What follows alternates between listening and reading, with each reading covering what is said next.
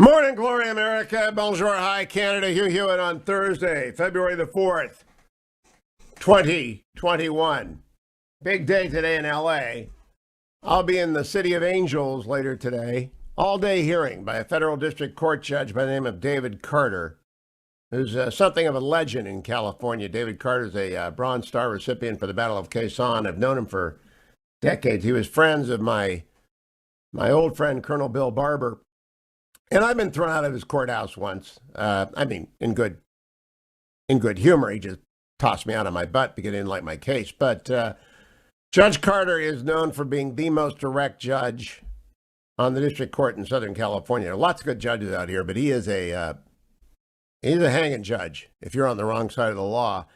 And the city of L.A. and the county of L.A., which between them have between 65 and 75,000 people living on the streets, asked him to take over a federal civil rights lawsuit brought by Alliance for Human Rights versus the county and the city, which he did. And he's been sort of mediating it since March of last year. It's been 10 months. And he blew a gasket last weekend after the deluge in L.A. almost washed away. I mean, he went downtown in the middle of this thing. And I read his order, and he issued an order, and he summoned everyone to Skid Row today. And he wrote this order, which I read to you on the air.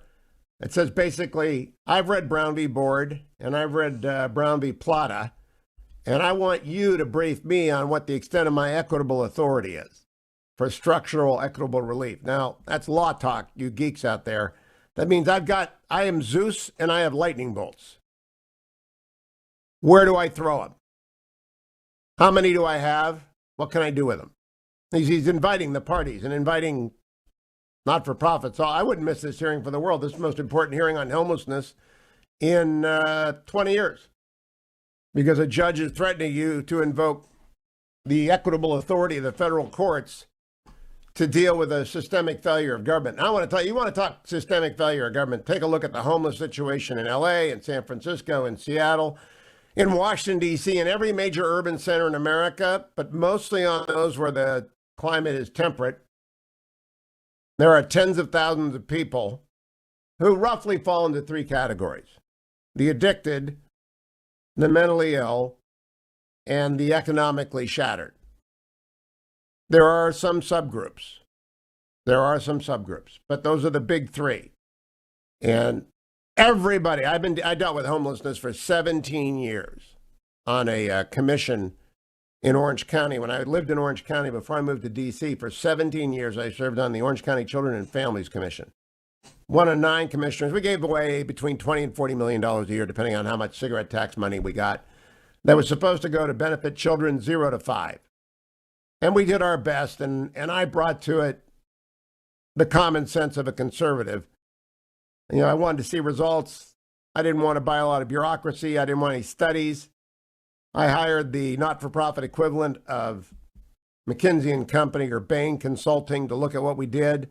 And for 17 years, we took aim at the children of Orange County, California, who were least likely to arrive at the age of 5, healthy and ready to learn. That was the target. That was the state initiative. And so we spent, a couple of billion bucks. But that's not much money when you're dealing with that many kids. Well, today, this judge has said, hey, bring me your proposals. What can I do?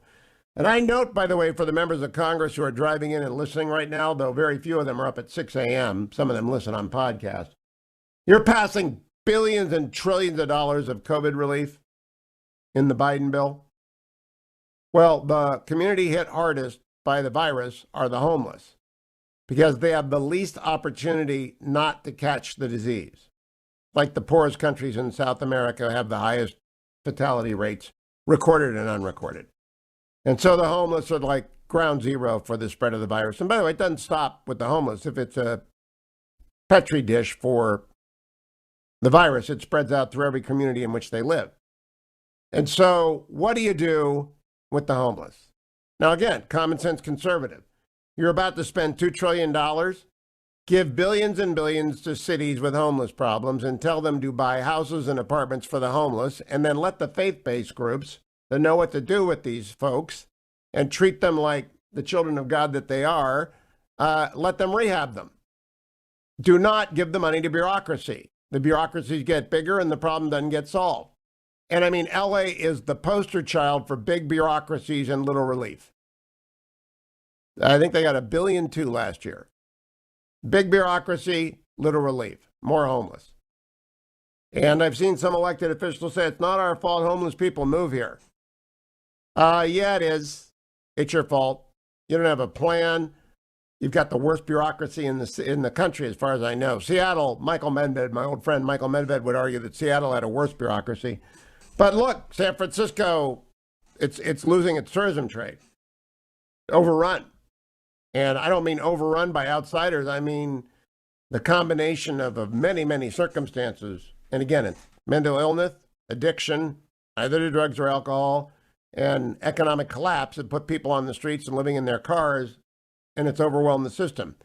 So if you're going to spend all that trillions of dollars, at least tackle two problems. Tackle the COVID and tackle homelessness, because they're interrelated. And it's not that hard. It really is. It's just not that hard. Buy housing units. Don't build them, buy them. People are out there selling apartment buildings every day. Spread everybody out throughout the city and then assign a building per not-for-profit or church and say, you take care of those people on your dime. Maybe you let, by the way, you let anyone apply to do that. There are lots of secular groups that do that as well. But the world's best group is the Salvation Army, nationally.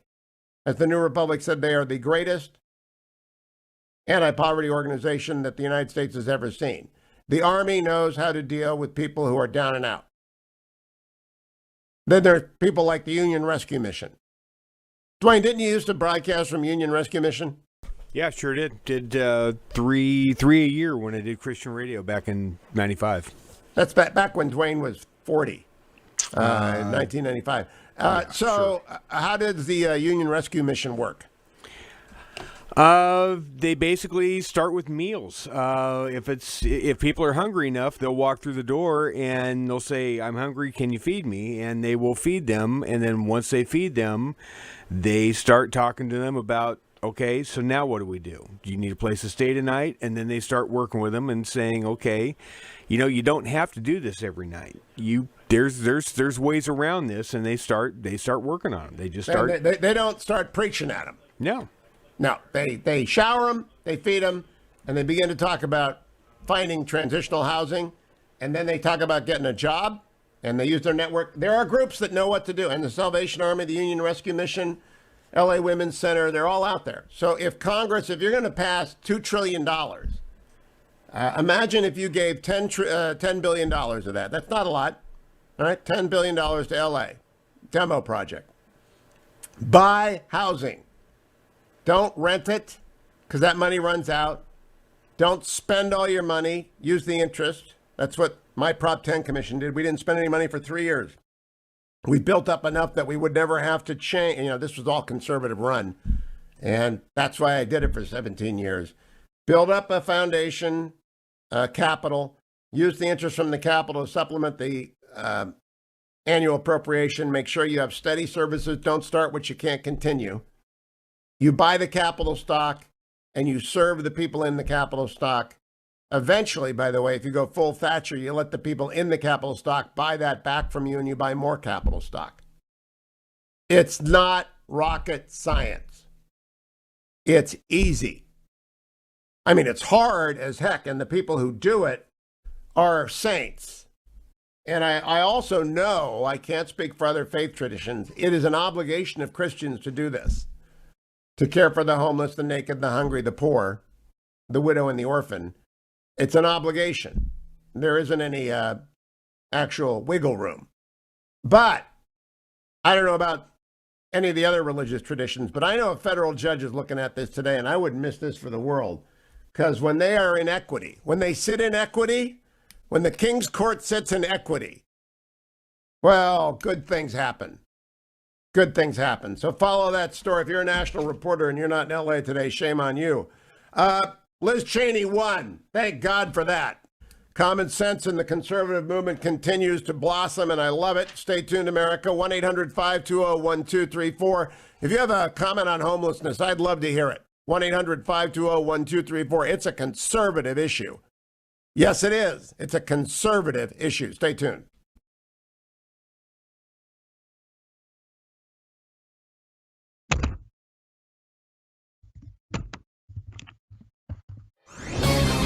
This is Albert Mohler for townhall.com. The American experiment is founded upon a presupposition, a prior commitment to an ordered liberty, an established order. That means policies. It means a covenant. In our case, it means a constitution. As of right now, the U.S. Constitution is the longest surviving written constitution in human history. It's a remarkable document.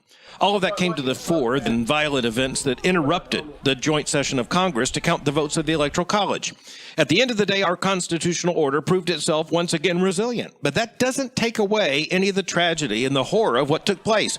It was an enormous stress test on ordered liberty, a stress test brought on by the President of the United States. We will never give up. We will never concede. It doesn't happen. You don't concede when there's theft involved. It's an opportunity for the right, the left, conservatives, liberals, all Americans to repudiate political violence and reaffirm, once again, our commitment to ordered liberty. It's the American way. I'm Albert Mohler. The Pepperdine School of Public Policy, America's unique graduate program for leaders. Learn more at publicpolicy.pepperdine.edu. Trending now on America First with Sebastian Gorka. We've seen the sausage machine from the inside. Okay. Your verdict on the first 15 days? Full fail. Absolute, total, utter fail. Economically fail. In terms of PR, fail. Just a totally pathetic 2 weeks. The fact that Biden's big vaccine plan literally didn't exist. There's no COVID plan. He already said that that there's nothing they can do. So disaster there. Disaster on the Keystone Pipeline. His climate czar is John Kerry, who is literally like a cartoon character of a bad politician. He's a climate czar and has a private jet at the same time. Doesn't. But it's okay. He said when he flew to Iceland to get the award, he said today, But somebody like me has to have a private jet. I'm going to use that excuse. If I get a private jet, I'm going to say, but someone like me has to have a private jet, Boris. Don't you agree? He's so fancy, and he's achieved so much in his life. He's been such a high-achieving person. You know, after serving in Vietnam, and thanks for his service, buying someone else's medals to throw out, okay? And then testifying against our nation and the Vietnam War in the Senate. Being a totally useless senator, a horrible candidate for president, Iran's best friend as Secretary of State, can't even ride a bicycle normally. Oh, but hang on, Boris. He did marry up. Keep up with what's trending. Subscribe on YouTube today. Trending now on The Charlie Kirk Show. 2020 was the largest percentage increase in homicides in American history. Murder was up nearly 37% in a sample of 57 large and medium-sized cities. Based on preliminary estimates, at least 2,000 more Americans, most of them black, were killed in 2020 than in 2019. You would think that would be a heavy focus or primary focus for the ruling class media. The local murder increases in 2020 were as following: 95% in Milwaukee, 78% in Louisville, 74% in Seattle, 72% in Minneapolis, 62% in New Orleans, and 58% in Atlanta. A lot of people blame it just purely on the pandemic stress. Do you not remember the defund the police narrative that swept our country for months? And Minneapolis basically did defund their police. One of the reasons why some of the police officers in Washington, D.C. at the Capitol tragedy did not have lethal weapons is because some of them were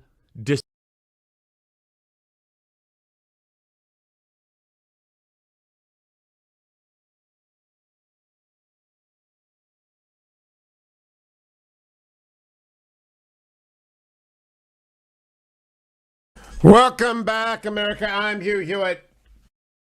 I've told you that a couple other headlines. Liz Cheney retained her GOP post in a overwhelming vote of confidence in the conference because the conference is not crazy. McKinsey & Company, a consulting company, going to pay $550 million to settle opioid claims. Ouch. Israel hit targets in South Syria yesterday around Damascus as they target Iran-backed links. Good for the IDF. Chabad, which is a Jewish Orthodox group, fired an anti-vaxxer. Good for Chabad. The vaccine news is great. We now have passed more people have gotten vaccines than have gotten the virus. Recorded cases. Now, there are cases in China we don't know about because they lie. But in recorded cases, more people have gotten vaccines around the world than have gotten the virus. We're catching up. Some states are racing ahead of others. There's a great Washington Post story. You know who's best? West Virginia. And I read the greatest quote of the day. The greatest quote of the day comes from the governor of West Virginia. The governor of West Virginia is using the National Guard, and he's sending it to wherever you need it. And he just very, very blunt. He said, let me find it. I got to make sure I get it right because the man deserves to be quoted right. Turns out that the governor of West Virginia is a Republican, and I didn't know that. And the governor of West Virginia is being smart about this.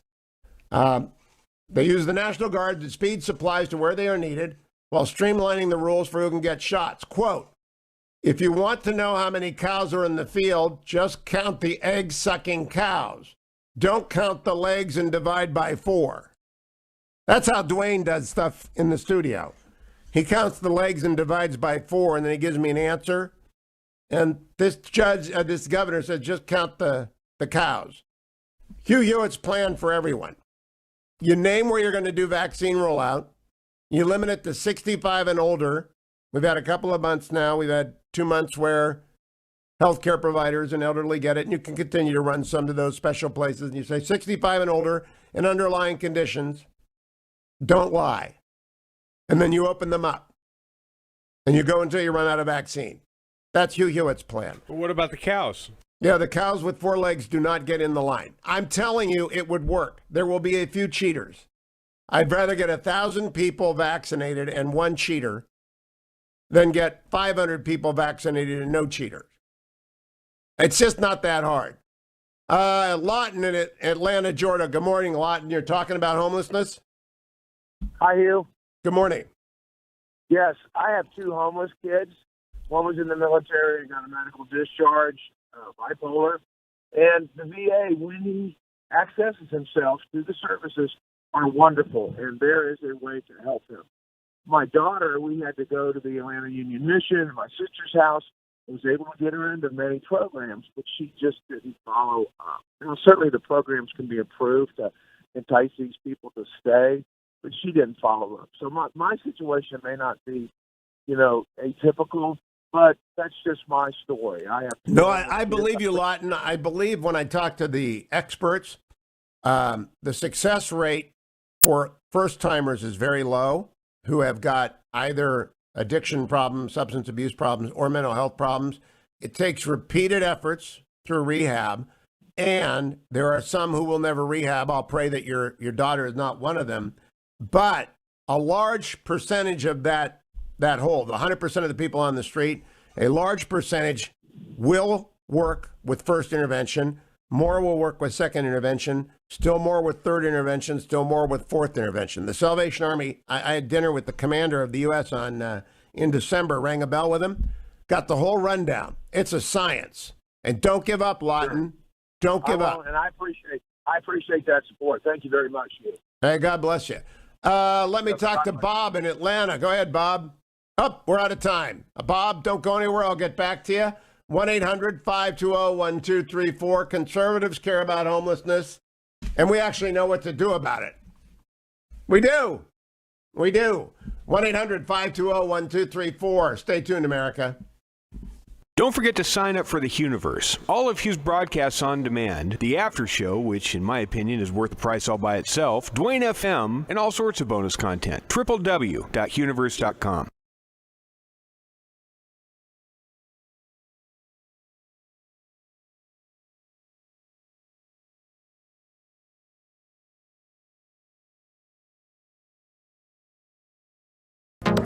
Trending now on the Mike Gallagher Show.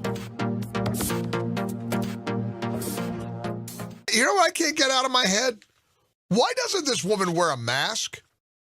They're all so mask friendly in the White House now. Biden is often behind the Resolute desk with his mask on in the Oval Office.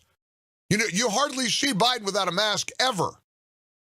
Somebody tweeted out last night or yesterday, Jen Psaki should be wearing a mask when she does her press conferences, perhaps double masks if she wants to set a good example. If every American needs to wear a mask while working indoors, she does too. Also, isn't she on federal property? Americans demand consistency. Now, do the rules not apply to the White House press secretary? How does that work? She's standing at a podium with numerous particles coming out of her mouth as she's answering questions that she apparently has been given in advance from the White House press corps. I had my producer, who's pretty nifty at tracking things down. I said, Derek, what has she said about it? He said, well, I don't think she's ever been asked. Well, of course she hasn't ever been asked. You think this news media would be asking her that? You think this White House press corps would ask her that? They'd ask Kayleigh McEnany.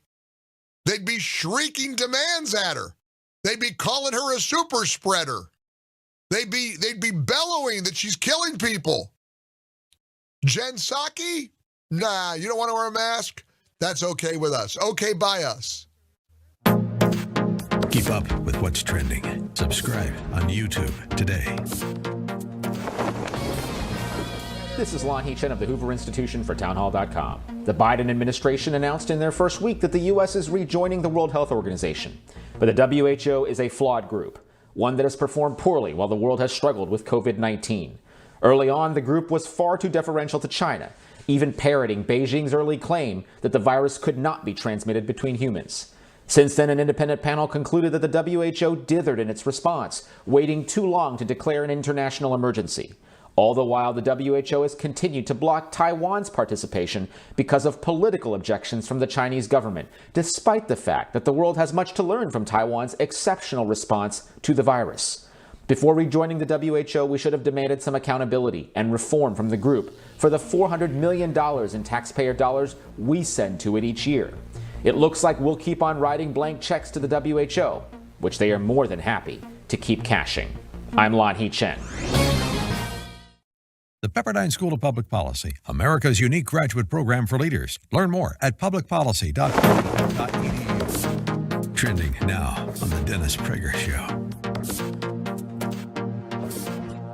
You know, I've often said, almost every day, in fact, that the left destroys everything it touches, and that while conservatives build and liberals build, the left destroys, which is a fact.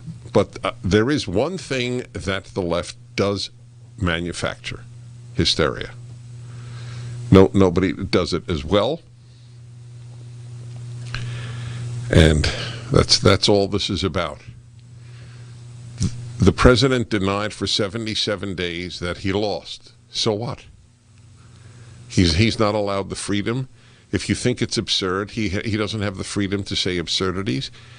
Did he do anything to block the next president from coming in?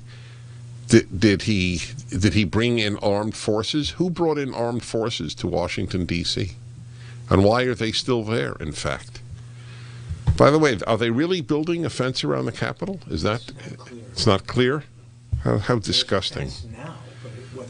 This manufactured hysteria. It's like the manufactured hysteria about white supremacy. So, did you know that Facebook has announced this crisis of free speech is the greatest of such in American history? Facebook has just announced it. Well, not just. Probably when did it announce this? It's not going to take any ads for the recall of Governor Newsom of California. Keep up with what's trending. Subscribe on YouTube today.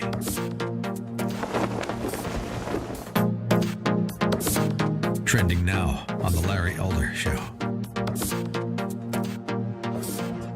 You know, there was a lot of bad actors in this GameStop story, but I think you need to broaden it a little bit because it starts with the Federal Reserve. The Federal Reserve, in order to counter the lockdown that the government imposed, engaged in a huge inflationary policy, buying up government bonds and cutting interest rates to zero, and they created a bubble on Wall Street.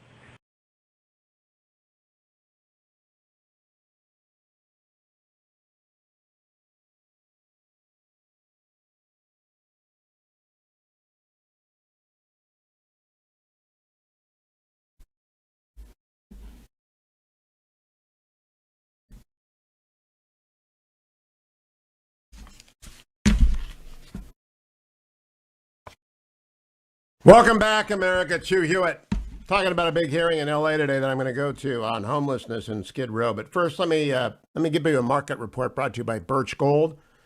And you can always find Birch Gold at hughgold.com, hughgold.com, or text my name, H-U-G-H, to 474747. I think if you have assets, you've got to own precious metals. You can own them physically, and Birch Gold will sell them to you. Put them in a safety deposit box. Don't keep them at home. Or you can have a portion of your retirement fund rolled over into precious metals, and they store it for you in a vault. And you keep you posted on that. And gold this morning is trading at $1,812, down 1.25%. Great entry point. England and Germany are up. Yesterday, the Dow was up 36. The NASDAQ was off 2. And the S&P was up 3. And looking good overseas, but the 10-year Treasury crept up a little bit to 1.13, and I'm holding in my hand from the Wall Street Journal the short march back to inflation. Like today, makers of 1960 policy had bigger worries than prices. Then a spike crushed the economy. And it talked about how out of nowhere, inflation can come out of nowhere and just go through the roof. Now, the author of this is Michael Bordeaux and Michael Levy. They are at Rutgers and Stanford, respectively. And they just go back. After World War II, concerns that aggregate demand would slump and the economy would shrink led the Treasury to pressure the Fed to maintain its artificially low interest pegs. Contrary to expectations, a surge of pent-up household savings and massive federal liquidity resulted in strong economic growth and inflation, 15% by 1948. In 3 years, from no inflation to 15%. What do you think 15% inflation will do to you? Get your home refinanced and get some gold. Okay? Go to hughgold.com, hughgold.com, or text my name, Hugh, to 474747. Back to homelessness. Jim in L.A. Good morning, Jim. Morning, Hugh. Thanks for taking my call. My pleasure. I was calling about the whole situation in Los Angeles. I've done security patrol for about 10 years now, and I've deal with the homeless almost on a daily basis, removing them from the property of our clients. And I've talking to them every night about how they got into the situation, why they're still on the street, and each one of them said that they love being on the street. They don't mind sleeping in a tent in an alley. And if we want to solve the problem, we need to stop the people that are living in their cars, because I've seen people move into their car, they sleep in their car, they sleep in an alley, and then they start to starting to hang out with the people that are using drugs, and in no time at all, the guy that was sleeping in his car is now sleeping in a tent and using drugs. So if we want to stop the homeless problem, we need to start dealing with the people that are just moving from their apartment or their house into their car. And if we could stop those people from becoming homeless, within about 10 years, the homeless situation would probably at least disappear by 50% in Los Angeles. Jim, you're on to a little bit of science and a little bit of urban myth. Again, I've spent 17 years on this. Number one, what you got right, people are most likely to get out of homelessness if you get them immediately upon their becoming unsheltered. So that if you intervene immediately upon someone losing a residence or an apartment and going into the car, they are much less likely to lapse into the serial and serious dysfunction that creates the hardcore homeless population. Right. The thing I wanted to correct you on is nobody likes homelessness. Some people cope with it by addiction, and those people become progressively more dysfunctional. And so breaking someone who's been on Skid Row for 15 years of Skid Row habits is a lot harder than the person who just lost everything and is living in their car for the first week. And so it's a spectrum. And the 66,000 people in LA, there is no one answer. There are 66,000 answers. But, I used to carry around the list of all the shelters in the San Fernando Valley. That's where I patrol the Van Nuys area. And every time I'd kick somebody off the property, I would feel bad for them. They're trying to survive. And I'd hand them a copy of the shelters, and he'd say, I'm not going there. And they'd always say, you know what? Again, Jim, I believe that. I believe that. But there are 66,000 people in L.A. who are homeless. Right. In L.A., one city. And there are large populations in D.C. where I live. There are large populations in New York. New York does the best job of transient housing. L.A. does the worst in the country. And you might do that, and that's good. That's compassion. It's like Union Rescue Mission. Some people are compassionate, other people's aren't. The answer is to take that 66,000 and get it down to the most manageable number of people who refuse assistance. And we're not even close. And nothing is happening. In fact, thank you, Jim. I want to play Garcetti yesterday, the mayor of Los Angeles, who I don't know who's the most incompetent mayor on homelessness in the United States. I don't know. Could be Eric. Here's what he says at the end of his press conference yesterday. Your last point was they're threatening to take over. The court doesn't have the jurisdiction to do that at this point. In fact, the case hasn't even begun. This is about the negotiations we can have. Had a wonderful talk with the judge, and I hope that the city will be able to come to a global settlement with the plaintiffs that are bringing this lawsuit, because I think we share the same things. Get more people off the streets even more quickly. There's no city in America doing more. But I share the same perspective as an Angelino, as most Angelinos. Then why do we still have so many tents? We've got to keep doubling down on those solutions and that sense of urgency. I actually don't know how anyone could get that much wrong in one sentence. The judge does have jurisdiction. The complaint was filed on March 10th. The first order was on June 18th. The judge's order to show cause was on January 31st. He issued another order last night on questions that will proceed in chambers today, the chambers being at LA Homeless. He's got a briefing schedule, and the briefing schedule raises all the issues about taking over. It's like Garcetti's on a different planet. Literally on a different planet. I have no idea what he's talking about. The case it's called LA Alliance v. City and County of LA. And The Megan Cuniff, who covers this, tweeted out, is this the city's version of a legal brief? The Garcetti response. Because this is exactly the issue Carter ordered lawyers to brief by February 16th. Should the judge cancel the briefings because Garcetti already figured out the answer? Of course, the answer is no. Probably not, as Megan Cuniff writes, and her Twitter handle is Megan, MEGHANN, Cuniff, CUNIFF. I've retweeted her a couple of times. Probably not, because as Carter's order from Sunday states, what about Brown v. Board of Education? Look at what U.S. District Judge Frank Johnson did in Alabama in the wake of that ruling. Bob in Atlanta, Georgia. Hi, Bob. Hey, Hugh, thank you very much. So you say give $10 billion to L.A. By the way, our sensitivities about the homeless are probably very similar. But you say give $10 billion to L.A. So where does that stop? Who mows the lawn? Who pays the gas bill? Who pays the electric bill? Who maintains the facility? Where does that stop? That is taxpayer money. However, there is one exception that I'd be willing to give a lot more of my tax money to, and that is the deranged homeless, the ones that are just out of their minds. Well, okay, Bob. Number one, you can put people. I don't call them deranged. I call them mentally ill. You can put mentally ill people into closed hospitals and actually reopen, just provided that they're not committed there by court order to maintain. Okay, but listen to me, Hugh. Listen to me for a second. And I don't mean deranged as a pejorative, by the way, but mentally ill, profoundly mentally ill people. Well, you can take them to a facility and they'll do a quick release. Our whole mental illness treatment is dysfunctional in this country. And That's correct. Ashamed when I see these people, when I see the ones that are just mentally.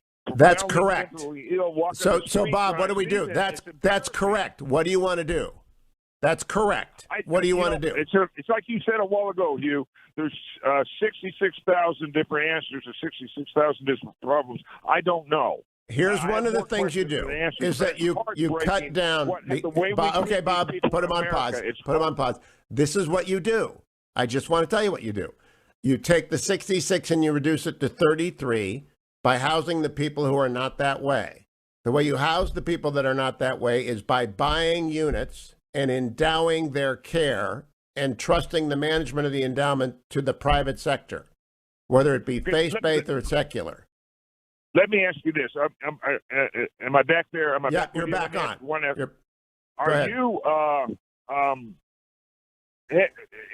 Where's an example of where this has worked? Can you cite an example? Oh yeah, actually, in Orange County, I can cite you 20 different examples. We did this Homemade. It's run by the Building Industry Association of Orange County, California, where they repeatedly bought, constructed with the assistance of the private sector, shelter, endowed it, and it's run by Homemade. Works all the time. Secular organization. That's super. And thanks. And let's talk about this more in the future. Don't let it go just because you're on it this week, okay? No, I'm just doing it today because the hearing's today. I'll tell you about it tomorrow, how it goes. Because, look, I have been doing this for 21 years. I don't think anyone can come into contact with the homeless issue and be indifferent to it unless you got a heart of stone. And Bob doesn't, obviously. And people call up. And by the way, you never know the people. I don't have anyone who's homeless in my family, but I have been astonished by the people in my life, particularly at my churches, East Coast and West Coast, and they're now up to 4. And I got a buddy down who runs an urban ministry in San Diego, Dale and Ashley, if you're listening, you're saints. And they give me more immediate reports from the inner city than anywhere else. And honestly, you got to start a problem by Congress is going to pass all this money. Don't just spend it.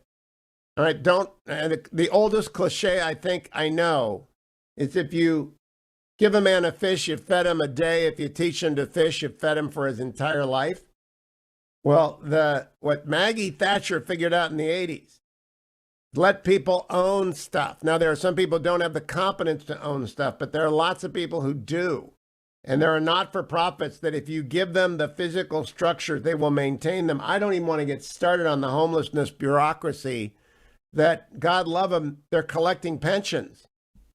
I don't think anyone should ever collect a pension for serving the homeless, ever. Oh, well, I'm starting one of my rants.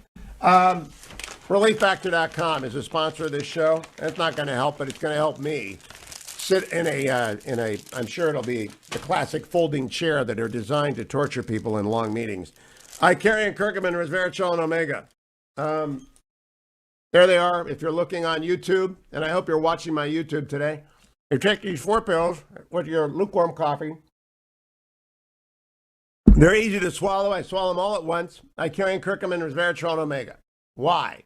because they combine to support the temporary relief of the minor aches and pains that plague almost everyone who exercises or sits in folding chairs in conference rooms, socially distanced, listening to lawyers. Gosh, I haven't had to do this in a long time. I used to have to sit in public hearings when I was a lawyer practicing for hours and hours. But ReliefFactor.com didn't exist then. I wish it had. Go get it, ReliefFactor.com. Michael Oren joins me from Israel Nest. I'll ask him what they do about this in Israel.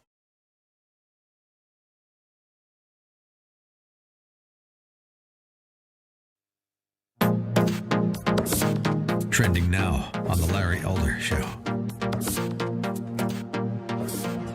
You know, there was a lot of bad actors in this GameStop story, but I think you need to broaden it a little bit because it starts with the Federal Reserve. The Federal Reserve, in order to counter the lockdown that the government imposed, engaged in a huge inflationary policy, buying up government bonds and cutting interest rates to zero, and they created a bubble on Wall Street.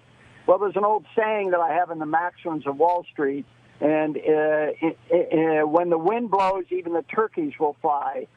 And so a lot of stocks like GameStop, and you're absolutely right. I mean, GameStop has a book value of $5.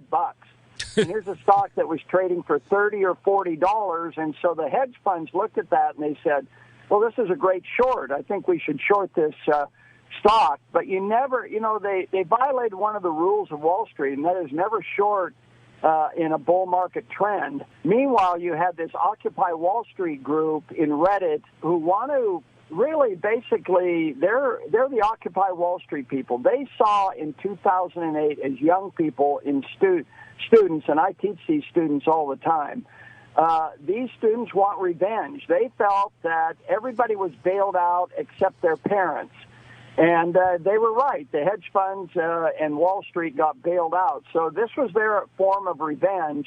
And unfortunately, he that lives by the sword dies by the sword. So all the people who got in when it went over $300 a share, of course, they got wiped out.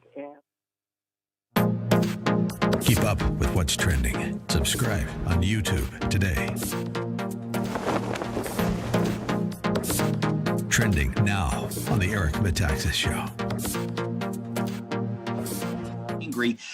Let me ask you, just to speculate, what do you suppose the Democrats are even hoping to do by impeaching Trump after? I mean, many of us really don't understand why they would do something this crazy. The reason they have to try so hard to sully Trump, even though he's no longer in the Oval Office, is because they recognize the enduring power and magnetism, both of Trump as an individual, but even more importantly, of the America First movement, that something was aroused in this country. And even though Trump didn't prevail on November 3rd, guess what? Lots of House members did, state houses all over the country did. So I think they sense and realize, the Democrats, that there is a growing movement, and they are trying to thwart it by doing the best they can to vilify Donald Trump. And they think that if they can sort of beat him and bury him even out of office, now, again, I believe this is going to backfire on them, but I think this is their strategy, that they believe that they can effectively diffuse our movement. And that's part of why he has to fight as well. It kind of reminds me of Abbott and Costello meets Dracula or something like that. Like they're trying to put a stake through his heart because they don't believe that, you know, if he's dead, he's really dead. We've got to put a stake through his heart. We've got to do anything we can do.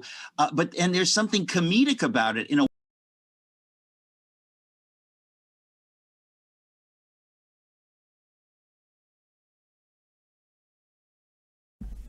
Welcome back, America. It's Hugh Hewitt, joined by Michael Oren, former ambassador of Israel to the United States. He is, of course, in Israel this morning. Good morning, Michael. How are you? I'm good, Hugh. Thank you. Good to be with you. I asked you last week, I just want to return to it because I got to go to a hearing today that's going to last all day on LA's homelessness problem. When someone loses their housing in Israel, what do they do with them? We have a lot of safety nets that many that the United States doesn't have. We have homeless, but almost all those homeless are homeless out of volition. They want to be homeless. I have a guy who lives downstairs in my building on a bench, And they come by periodically and offer him housing, some kind of shelter. He doesn't want it. He wants to stay there. So we have a lot of safety nets for the homeless here that I don't know if you have so many in the United States. What is the institutionalization? People become mentally ill. They're bipolar. They don't take their meds. What does Israel do with them in the United States? It became illegal in the last 30 years to institutionalize without consent. I don't know. And it's not a matter of institutionalizing so much. It's finding them a place to live. It's bringing them food. I mean, we have populations that come from different places in the world. Some of them come from very underdeveloped areas, say in Africa, and they're thrust into a modern society, and sometimes they could fall through the cracks. So it's really a matter of finding them, not so much medicating them and institutionalizing them, but finding them a place where they can have productive and safe and meaningful lives here. All right. Now I want to switch subjects. I read the Times of Israel this morning that Prime Minister Netanyahu has said he is not going to visit the United Arab Emirates. Is that a sign of stress on the Abraham Accords? No, I don't think so. It's a sign of the stress on the pandemic. The entire airport is closed. No one's coming in and out of here. And when no one's going in and out, not for weddings and bar mitzvahs or sometimes even for funerals, it wouldn't look right for the prime minister to have a high-profile diplomatic trip to the Gulf. Okay. Last question, and this is the one we'll spend the most time on. Allegedly, IDF planes hit near Damascus last night on Iranian-backed weaponry. What's the story, and what does that signal? Well, this is a story that's been going on for almost a decade now. Israel is committed to preventing Iran from transforming Syria into a forward base against us. Is precisely what they want to do. They want to have an unbroken arc of Iranian hegemony extending from Tehran to Beirut through Syria. We're not going to let them close that strategic noose around our neck. We're going to hit them again and again and again, though, of course, allegedly we don't take credit for it. Well, now, does it work? Because I do know that there have been these raids, and they are increasingly more public. And I don't know if that's because Israel wants them to be more public, or if Syria wants them to be more public, or Iran makes them more public. But is it working? It has worked, and I can't go too deeply into this. It has gotten the Iranians to think twice about their Syrian policy, particularly during a time when their economy is in a nosedive. But I will say this, Hugh, if that Iranian nuclear deal is renewed and hundreds of billions of dollars flow into Iran, watch what happens with Syria. What's your worry? My worry is that they will take those hundreds of billions of dollars and they're not going to build hospitals and schools. They're going to put it into more missiles, more underground bases in Syria, more infrastructure in Syria. We're going to have to stop them and watch the Middle East go up in flames. So, given the acceleration or the escalation of tit for tat, I ask you this probably every 3 months or so. Are we at a tipping point, or are we where we were 3 months ago? We're only at a tipping point if the United States decides to rescue the Iranian regime. And make no mistake about it, there's only one government in the world that can rescue the Ayatollahs, and that's the United States of America. And if, again, that deal is renewed in such a way that the Iranians can not just get hundreds of billions of dollars, but be on the path to getting nuclear weapons and then using those hundreds of billions of dollars to get more conventional weaponry, you're setting the stage for the next confrontation in the Middle East. It's a regional confrontation. Our chief of staff, Aviv Kochavi, a man I greatly revere, by the way, he's a Harvard graduate, Hugh. Okay, we like came out that. recently and warned about this. And he got a lot of criticism. Why is the chief of staff telling the United States what it should and should not do? It is precisely his job to say what are the threats facing the state of Israel, facing the Middle East, and what Israel has to do to meet those threats. What did he exactly warn? Did he say the resurrection of the JCPOA emboldens Iran to strike? He said that going back to the JCPOA was a bad idea. Going back to the JCPOA with cosmetic changes is a bad idea. And if that nuclear deal is revived, then Israel has to prepare itself for war. And to me, it's tautological. It's like saying the rain is wet. And I think, he was unjustly excoriated for this. I think he was simply doing his job. Last question, Michael Oren, is if you were allowed to write the JCPOA, is there any potential deal that you would sign? Of course. And in this article that Yossi Klein and Levy and I wrote for the Atlantic Monthly about 2 weeks ago, we set out what would be a good deal. A good deal is one that actually dismantles Iran's nuclear infrastructure. The JCPOA didn't dismantle anything. Yep. It is an agreement that has very long sunset clauses. It's not going to start listing in 2023. And it's a deal that also addresses Iran's support for terror and its international ballistic missile program. It is possible to do a deal, America. You just heard Michael Oren tell you that. I missed that one, Michael. I got to go back and read that Atlantic piece, and I will. Follow him on Twitter, Dr. Michael Oren. Follow me to the next hour on The Hugh Hewitt Show. Portions of The Hugh Hewitt Show are brought to you in part by Byrd Gold Group.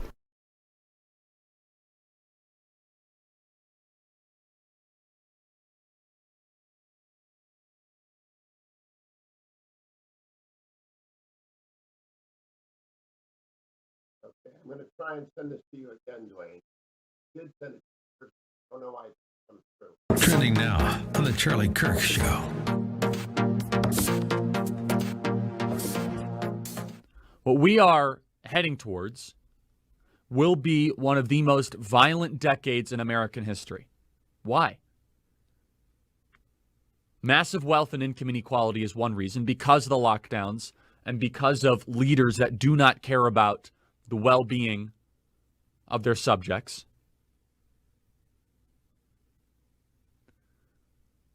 A war on police officers and a war on law enforcement, and quite honestly, a war on the law in general.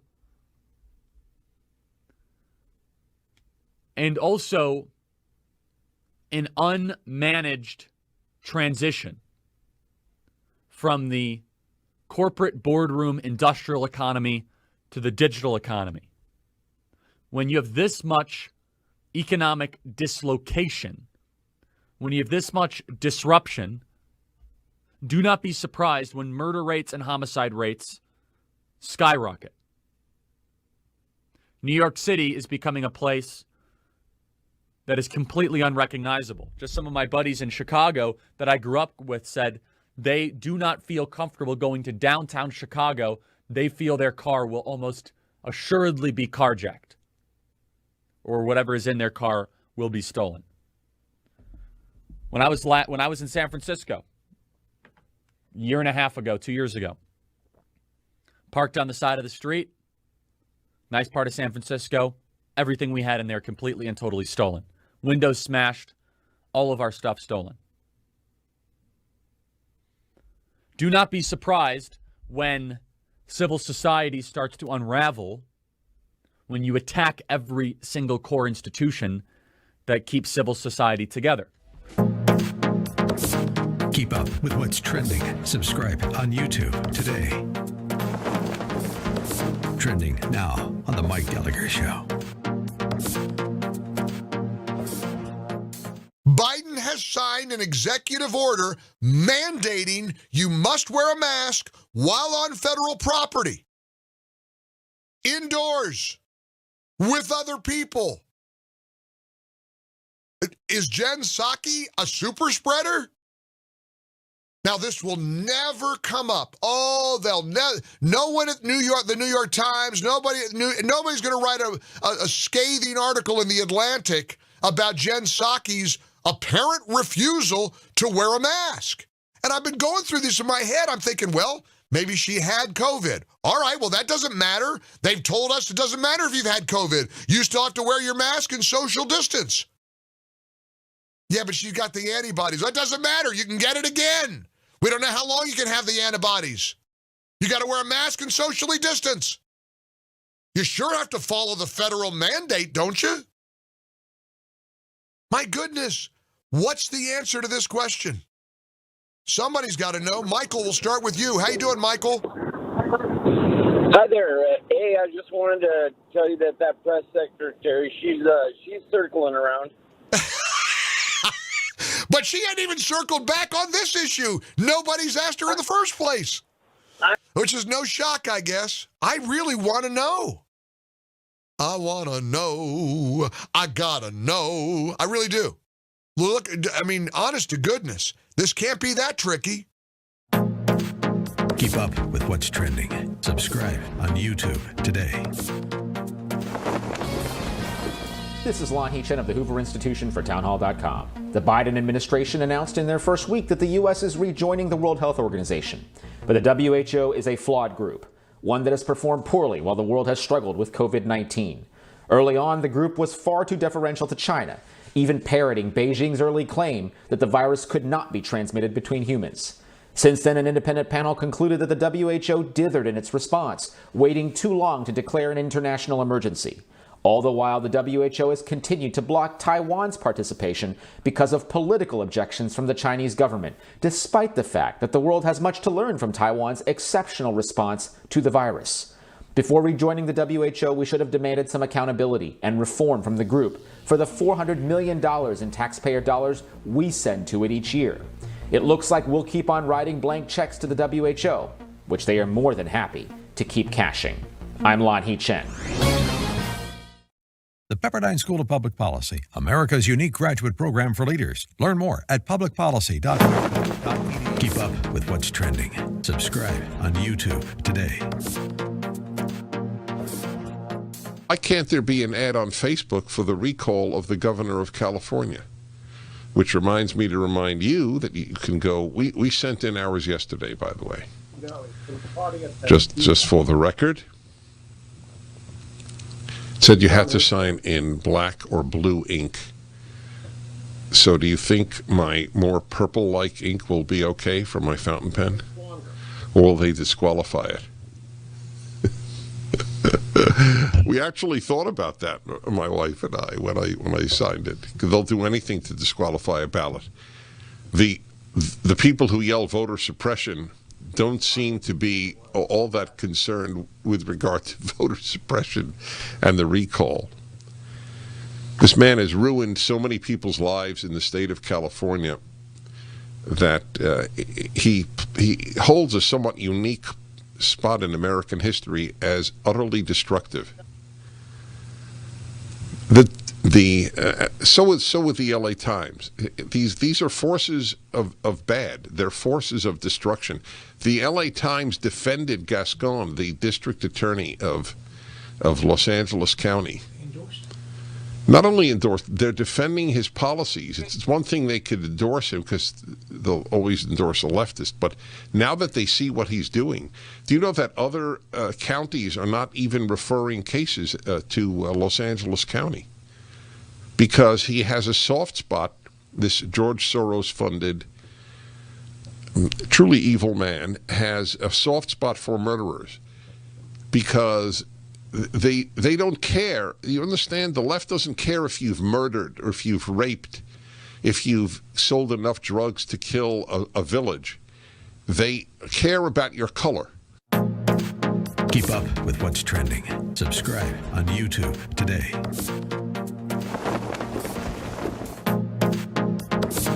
Trending now on The Larry Elder Show. I ask you, those of you who engage in that stupid thought experiment after the Capitol riot, well, suppose they had been black. I got a phone call from my daughter, and my granddaughter, and she said, Pop, suppose they had been mostly black. And Biden says, nobody could tell me that the response would not have been different. Okay, nobody can tell me that America's response would not be different if President Barack Obama were impeached based upon these bogus grounds and then faced a trial after he left office and the judge presiding over the trial dislikes him to the point where he already voted to convict and expel him from office on account when not a single Republican joined.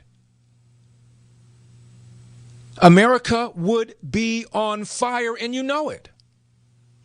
How many times did somebody get accused of being racist simply because they opposed a policy by Obama? Now, the new lawyer, his name is Dave Schoen, says, look, here's what we're going to say. We're going to say this whole thing is unconstitutional, and it is.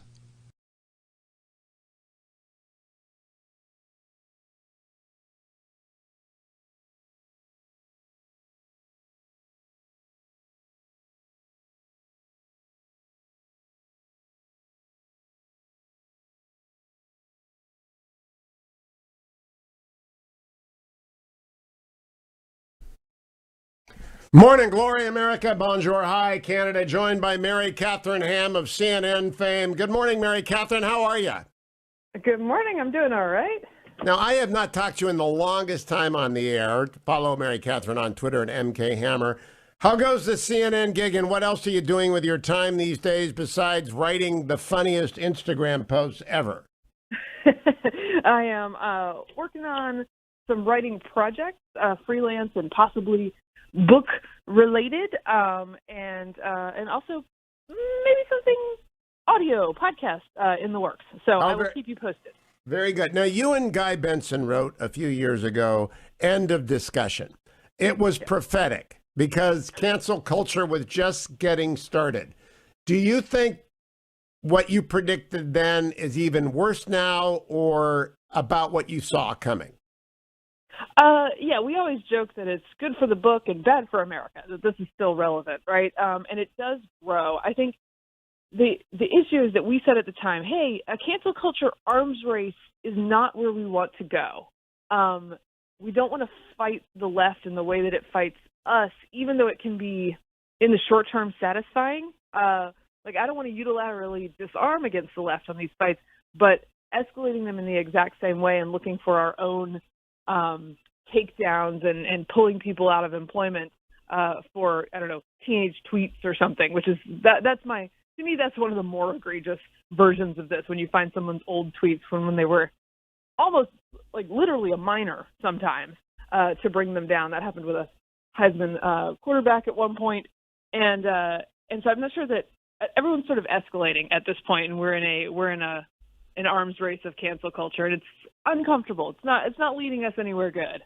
Now, I find some examples where it's okay to go back. For example, Marjorie Taylor Greene speculated that a plane had not hit the Pentagon 2 years ago. Is that relevant to discussions about her today? Yes. That is relevant. And look, one thing we argued in the book is that there should be a difference between how public figures are treated versus just a private citizen who is has a job at the local gas station, right? Now, she's a congresswoman. Some of that happened when she was a private citizen, but I do think this is worthy of discussion. These are her takes on pretty important public issues, and also she was no minor at that time. This is I want people to be able to come back from mistakes, but this is a pattern of behavior that needs to be addressed. And the way that Congress deals with that, there are several choices available to them, but I think absent a public dealing with this on her behalf and apologies for some of these things and backing off of them pretty vehemently, you have to deal with her in some way. I agree. Yesterday, she made a speech to the Republican conference apologizing for suggesting school shootings were false flag incidents. I have not yet heard her repudiate the idea that a plane did not hit the Pentagon. And to me, that is publicly, up front, yes, a plane hit the Pentagon. I'm sorry that I suggested otherwise. Because I had the son of a victim in the Pentagon call yesterday. And that kind of stuff is not only crazy, it's hurtful. Yeah. So now I want to turn to Politico. And I don't want to put you on a hot spot. I only want to know what you've told people generally. What happened with Politico? So with Politico, Guy Benson and I were supposed to write the playbook the same week that Ben Shapiro wrote the playbook. We had agreed to do it and had a tentative date, but it never panned out. And so we wondered if the reason for that was that they got scared off by the controversy over Ben. Now, I do want to say that they stood behind Ben and did not sort of apologize and retract that piece of writing, which was the right thing to do. But we felt that possibly we were the casualty in the wake of that. And we have spoken to them about that, and we're trying to figure out exactly what happened. But I think the fact pattern looked fairly clear to us. The fact pattern was clear. Brad Dayspring, who is their cover conservative over there, got into it with me on Twitter after I criticized the hiring of Sam Stein and their first choice of one of your colleagues, and an old colleague of mine, Don Lemon, to be the playbook editor. They said, we're going to have a bunch of conservatives, just you watch. And I said, I'll wait and see. It'll be very revealing. They put up Ben Shapiro. that caused a nightmare. I got requests from inside Politico as to who ought to do this, because I can't do it. I work for the Post. And I suggested, well, Guy Benson and Mary Katharine Ham, pretty good team, and a couple other. They haven't had any more conservatives. They gave up. Right. They named their new playbook team. So they never followed through, Mary Katharine. And Brad has fallen silent. What do you think that signals? Well, I mean, I think the conclusion that you're drawing is not off base entirely. And here's the thing: is I think it's important to try to cross-pollinate with mainstream organizations, right? Because that's why I work at CNN. I want to reach the people that CNN is talking to. I don't always want to preach to my choir. And so I think it's important to try to do those things. And I look for ways to do this. One of the reasons I said, yeah, let's do Playbook, because it's important for people, apparently, especially newsrooms, to encounter people who think different things. So I will continue to look for opportunities to do that. And sometimes it is running your head up against a wall. But I hope in the future that there are other outlets that will countenance this. One of the things that Guy and I are working on is something about the newsroom issue, because these are internal revolts, and it's happened all over the U.S. Where folks have gotten ousted from years of careers for merely suggesting that the other side has a point or should have a place to write, and it's a real problem. And I do appreciate that they didn't apologize for the Bin decision. They're clearly like in a very stressful situation, and the newsroom I think remains in that revolt in some ways. But I hope that perhaps they can. Now I want to broaden the lens so that I'm not just condemning Politico's newsroom. Yeah. I work exclusively for NBC. Exclusively. I am available any day they want me. I've done Al Sharpton's show more than any other show, I think, and I do Meet the Press. Nobody else asks. Nobody else wants. And I think that's because MSNBC is a silo now, and that they are playing to a demographic. They've monetized a certain point of view, and I don't believe that's just MSNBC and NBC's problem. I think that's everywhere. Do you agree with me that television and radio and indeed websites have monetized a point of view that it is now disadvantageous for them to depart from? Yes, I think the incentives are bad, and I think that if I fit into a different easy box, that I would be in more places. I think that if I were more emotional and sort of took it to 11, as I say, about every issue in politics, that I would be a more frequent face. I think that's the nature of the business, and that it doesn't help us, because being rational about public policy or actually talking about public policy occasionally, which we don't do very much anymore, is actually the function we're supposed to be serving. And we're not serving that function when we're sort of emotionally freaking out. I spent the first hour talking about homelessness, Mary Katharine, because I have to go to a federal court hearing today that's going to last all day on homelessness in L.A. It's not a 30-second issue. It usually requires hours and hours of discussion to even get premises down. But there is no media organization built for that. Or correct me if I'm wrong. Is there a media organization built to handle, for example, homelessness? Well, and here's the thing, and I think you see some of this problem with the issue of homelessness, with the issue of coronavirus, is that journalists are bad at math, most of them, and so examining trends that require some focus on that, and I think at this point with homelessness, examining something that really requires maybe fresh eyes and fresh public policy approaches, and not covering for homelessness when it reflects badly on your team, because they do have a team, and covering it more aggressively when it's the other guy. These things don't help us get to the bottom of these societal ills, and I do worry that we've lost the ability to do that. There are 66,000 people in the city of Los Angeles who sleep on the streets. That's not a conservative or a liberal issue. It's a 66,000 people issue, and I don't see it discussed anywhere in a meaningful fashion. And I know if you went to a CNN producer, you go see Mark or any of my buddies over there and say, let's do 20 minutes on homelessness. You know what they'll do to you, Mary Katharine? They will throw you from the top of that building. I mean, I'm pretty athletic, so I'll hit the ground running. But no, I hope we can address it. And look for something for Guy and me in the future on the newsroom problem. We're coming up with something. I'm waiting for that. The Newsroom Problem by Mary Katharine Ham and Guy P. Benson. I'm looking forward to it. Thank you, Mary Katharine. Don't go anywhere, America. 1-800-520-1234 connects you to Hugh Hewitt.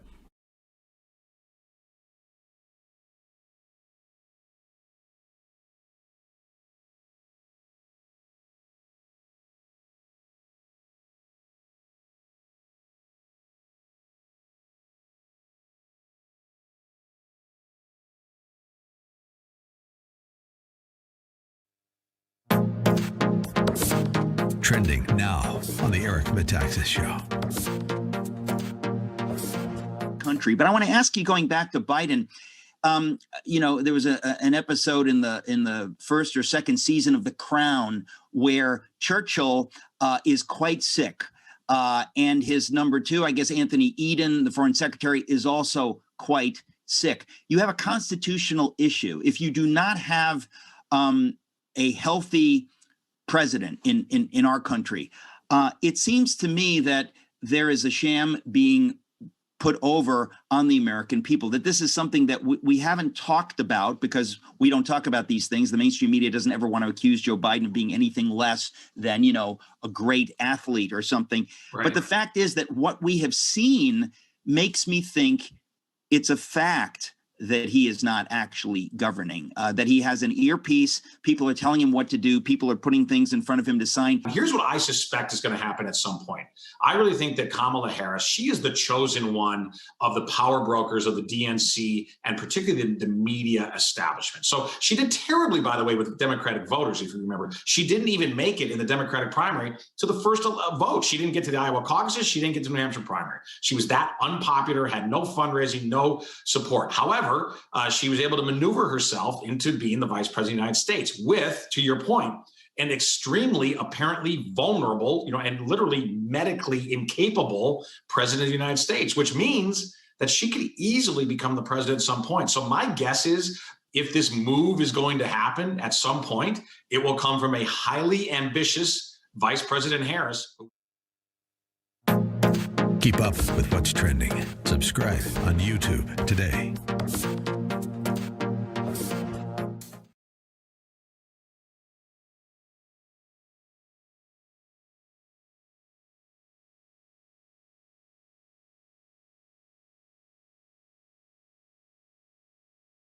All right, great.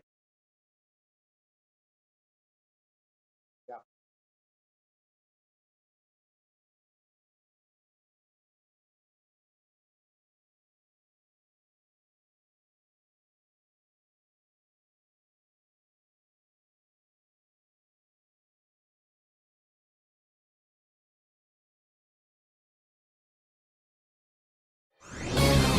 This is Albert Mohler for townhall.com. The American experiment is founded upon a presupposition, a prior commitment to an ordered liberty, an established order. That means policies. It means a covenant. In our case, it means a constitution. As of right now, the U.S. Constitution is the longest surviving written constitution in human history. It's a remarkable document. All of that came to the fore in violent events that interrupted the joint session of Congress to count the votes of the Electoral College. At the end of the day, our constitutional order proved itself once again resilient. But that doesn't take away any of the tragedy and the horror of what took place. It was an enormous stress test on ordered liberty, a stress test brought on by the President of the United States. We will never give up. We will never concede. It doesn't happen. You don't concede when there's theft involved. It's an opportunity for the right, the left, conservatives, liberals, all Americans to repudiate political violence and reaffirm, once again, our commitment to ordered liberty. It's the American way. I'm Albert Mohler. The Pepperdine School of Public Policy, America's unique graduate program for leaders. Learn more at publicpolicy.pepperdine.edu. Trending now on America First with Sebastian Burka.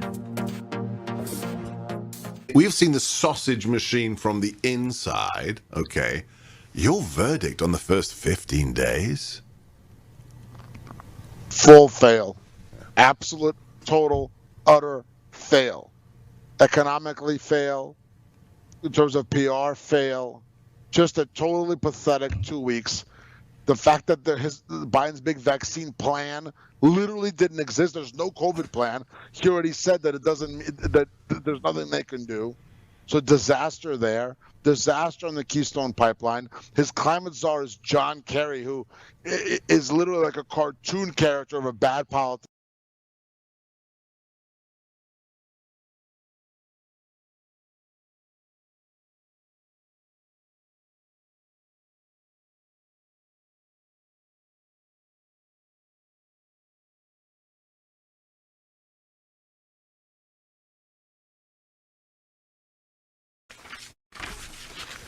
"22 minutes after the hour, America. It's Hugh Hewitt. Thank you for listening today. Always great to talk to MK Hammer. That's Mary Katharine Ham's Twitter handle, MK Hammer. I always do a market report at this time, brought to you by our sponsor, andrewandtodd.com, the market story of the day. And I'm here to tell you that right now, a 10-year Treasury note will return you 1.13%. Nothing, in essence. That's pretty much break even. But it also means that 30-year mortgages and 15-year mortgages are very, very low. andrewandtodd.com lend you money because they're with Sierra Pacific Mortgage, a lender. They don't send you off to banks. They don't act as a warehouse. They process loans, and they lend you the money. They underwrite the loan. You need to go to andrewandtodd.com, answer a couple of questions. They will help you buy a house, or they will help you refinance your house. Or you can call them at 888-888-1172. You'll get a loan officer, maybe Andrew himself, maybe Todd himself, but I've been to their office. I know their folks. I know every one of them. Great people. And they will stick with you, and they will give you an answer. Yes, we can do this. No, you can't do this. They will tell you the rate. They will lock in the rate as soon as possible. Usually takes a couple of days. You can make it faster by answering the questions at andrewandtodd.com. Why should you act now? Wall Street Journal today, the short march back to inflation. I mentioned this in the first hour. I'm going to mention it next hour as well. It concludes, two economists from Rutgers and Stanford. The government's emergency income support to individuals and businesses has been an appropriate response to blunt the shock of the pandemic. Fiscal and monetary policies have shifted to boost employment as firmly as possible. But policymakers must take account of where things stand now and how far they've pushed the dials. If the vaccines are successful, full economic recovery will naturally unfold, and the emergency policies that help sustain the country during the crisis will prove excessive once the economy normalizes. History is longer than the past 10 years, and its lesson is that the risk of inflation ought not to be taken lightly. Inflation destroys wealth. Inflation takes what you have, whatever you've accumulated, $5,000, $50,000, $100,000, $1 million, and destroys it by the amount of inflation that is greater than the amount of return on the asset. Basic economics, the Steeler fans are confused. But if you're making 1% on your money with a 10-year bond, or even 2% on a 30-year treasury, and inflation goes to 15%, you just lost 13% of your money in 1 year. That's what happens. So that's why you need to lock in real estate, which is if there's anything that resists inflation more than anything else, it's real estate. Get it. Now, Mayor Garcetti took to the podium yesterday to talk about homelessness. I'm going to spend all day in a hearing on homelessness, so I'm telling you about it today. Here's what the mayor said about homelessness. LA is the worst city in America, by the way. They have the least percentage of their homeless population housed on a nightly basis. That means the largest percentage of people living in tents and encampments under freeways and in Skid Row. Here's what he said. Second, in terms of Judge Carter, I had a great meeting with Judge Carter yesterday, face to face. When I did see that order, I am unable to come tomorrow and let him know that. But I said, let's just sit down, the two of us. And I love Judge Carter. I think he's fond of me. I'll let him say it. He said it many times.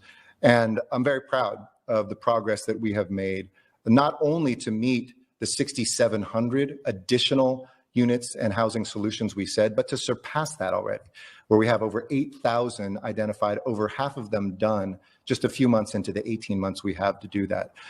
This is immensely hard work. But when you look at there isn't hardly a week goes by with not one or two either groundbreakings or openings of new permanent housing, of new shelters that are opening, of tiny home villages like the one that I went to in Council Member Krikourian's district in CD2, where there was a previous encampment. There's now wonderful tiny homes right along close to the intersection of where the red line. Okay, stop it right there. We're going to come back to this. Do you hear what he said? 6,700 units. We're going to get that done, maybe. They're not going to get that done by April. There are 66,000 people. And he's talking about 6,700 units maybe by April, but they're not going to make that. What do you do? I know what I would do, and I will tell you about it. 1-800-520-1234 after the break. What will you do? 1-800-520-1234. Connection to the Hugh Hewitt Show.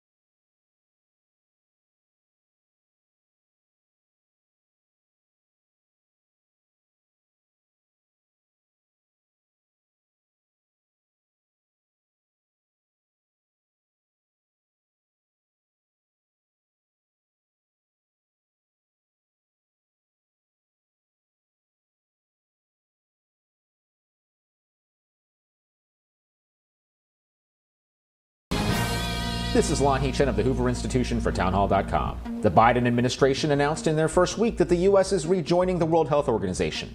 But the WHO is a flawed group, one that has performed poorly while the world has struggled with COVID-19. Early on, the group was far too deferential to China, even parroting Beijing's early claim that the virus could not be transmitted between humans. Since then, an independent panel concluded that the WHO dithered in its response, waiting too long to declare an international emergency. All the while, the WHO has continued to block Taiwan's participation because of political objections from the Chinese government, despite the fact that the world has much to learn from Taiwan's exceptional response to the virus. Before rejoining the WHO, we should have demanded some accountability and reform from the group for the $400 million in taxpayer dollars we send to it each year. It looks like we'll keep on writing blank checks to the WHO, which they are more than happy to keep cashing. I'm Lon Chen. The Pepperdine School of Public Policy, America's unique graduate program for leaders. Learn more at publicpolicy.edu. Trending now on the Dennis Prager Show. You know, I've often said, almost every day, in fact, that the left destroys everything it touches, and that while conservatives build and liberals build, the left destroys, which is a fact. But there is one thing that the left does manufacture: hysteria. Nobody does it as well, and that's all this is about. The president denied for 77 days that he lost. So what? He's not allowed the freedom. If you think it's absurd, he doesn't have the freedom to say absurdities.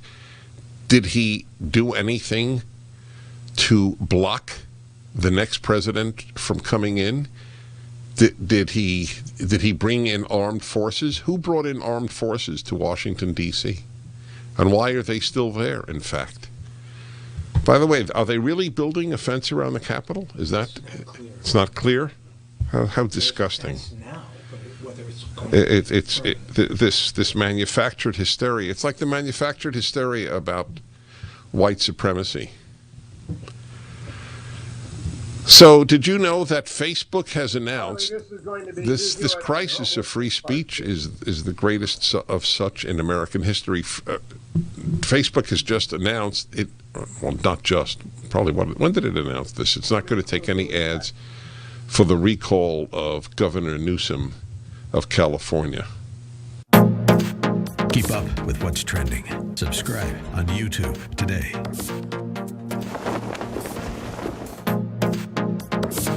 Trending now on The Larry Elder Show. You know, there was a lot of bad actors in this GameStop story, but I think you need to broaden it a little bit because it starts with the Federal Reserve. The Federal Reserve, in order to counter the lockdown that the government imposed, engaged in a huge inflationary policy buying up government bonds and cutting interest rates to zero, and they created a bubble on Wall Street. Well, there's an old saying that I have in the Maxims of Wall Street, and when the wind blows, even the turkeys will fly.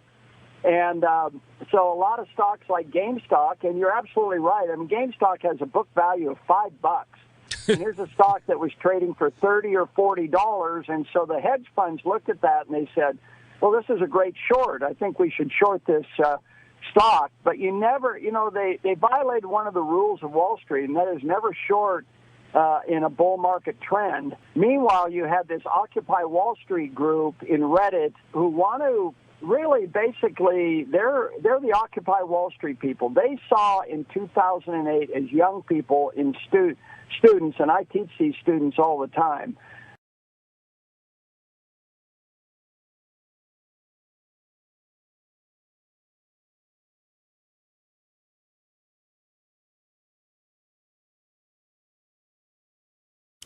Welcome back, America. I'm Hugh Hewitt.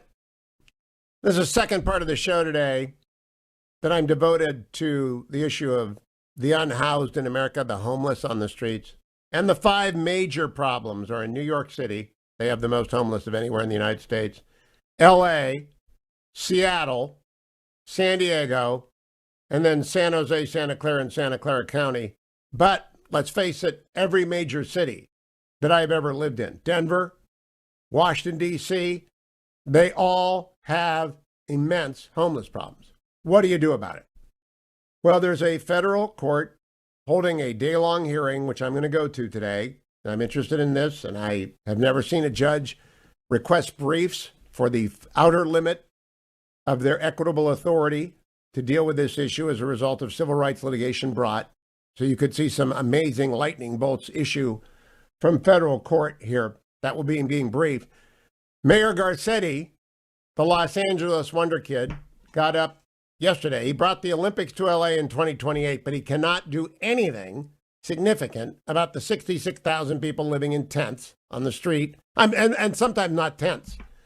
Over the weekend when the deluge came, there were people floating away under awnings, septuagenarian grandmothers, naked bipolar people. It was just the craziest weekend in LA. And the federal judge saw this and he said, okay, everybody in court on Thursday. Mayor Garcetti says that, remember, there's 66,000 people in LA City and County who live rough, as they say in England, without housing. Here's what he said. Second, in terms of Judge Carter, I had a great meeting with Judge Carter yesterday, face-to-face. When I did see that order, I am unable to come tomorrow and let him know that, but I said, let's just sit down, the two of us. And I love Judge Carter. I think he's fond of me. I'll let him say it. He said it many times. And I'm very proud of the progress that we have made, not only to meet the 6,700 additional units and housing solutions we said, but to surpass that already, where we have over 8,000 identified, over half of them done just a few months into the 18 months we have to do that. This is immensely hard work. But when you look at, there isn't hardly a week goes by with not one or two either groundbreakings or openings of new permanent housing, of new shelters that are opening, of tiny home villages like the one that I went to in Council Member Krikorian's district in CD2, where there was a previous encampment. There's now wonderful tiny homes right along close to the intersection of where the red line and the orange line meet. There is distinct progress. And like the judge, I share that same sense of urgency. We have to keep adding that, which is why I talked about the urgency of moving forward with Project Roomkey, the 100% reimbursement from FEMA, et cetera. None of us can be satisfied. And in terms of responsibility, it's not news to you or to anyone else. Even though I'm really one of many actors, 3 or 4 years ago, I said, I take full responsibility for the response, and I hope that we all do. Your last point was they're threatening to take over. The court doesn't have the jurisdiction to do that at this point. In fact, the case hasn't even begun. This is about the negotiations we can have. Had a wonderful talk with the judge, and I hope that the city will be able to come to a global settlement with the plaintiffs that are bringing this lawsuit, because I think we share the same things. Get more people off the streets even more quickly. There's no city in America doing more, but I share the same perspective as an Angelino, as most Angelinos. Then why do we still have so many tents? We've got to keep doubling down on those solutions and that sense of urgency. Okay, let me begin. There are 66,000. By everyone's agreement, they did not do a homeless count this year. That's up 16%, maybe 14% over last year. And it's growing every day. There are 66,000 in LA County, and this is the same problem everywhere by proportion. Mayor Garcetti said, oh, look, we've got 8,000 units planned within 18 months. 8,000 people are going to be taken care of the 66,000. We've got half of those almost done. Half. That means 4,000. By the way, look at this tiny village we got done over here. He called that distinct progress. Only on a liberal's scale is that distinct progress. And then he said, the judge doesn't have the authority to take over. Yes, the judge does. I'm not sure that he's going to, but he does have the authority and equity to do whatever is necessary to stop ongoing violations of constitutional rights. Nothing was said about the property owners, by the way, whose livelihoods are being destroyed by encampments in front of their businesses and their apartments. Nothing is being said about the access to justice issues posed by this or the disability issues. What do you do? All right, so I don't want to be one of those people that just say, what do you no, there's stuff to do. His name is Rick Caruso.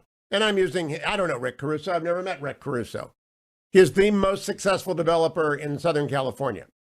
Now, he has a downside. He went to USC, and he's chairman of the board of USC, and I believe it's a degree-granting institution, though I'm not sure.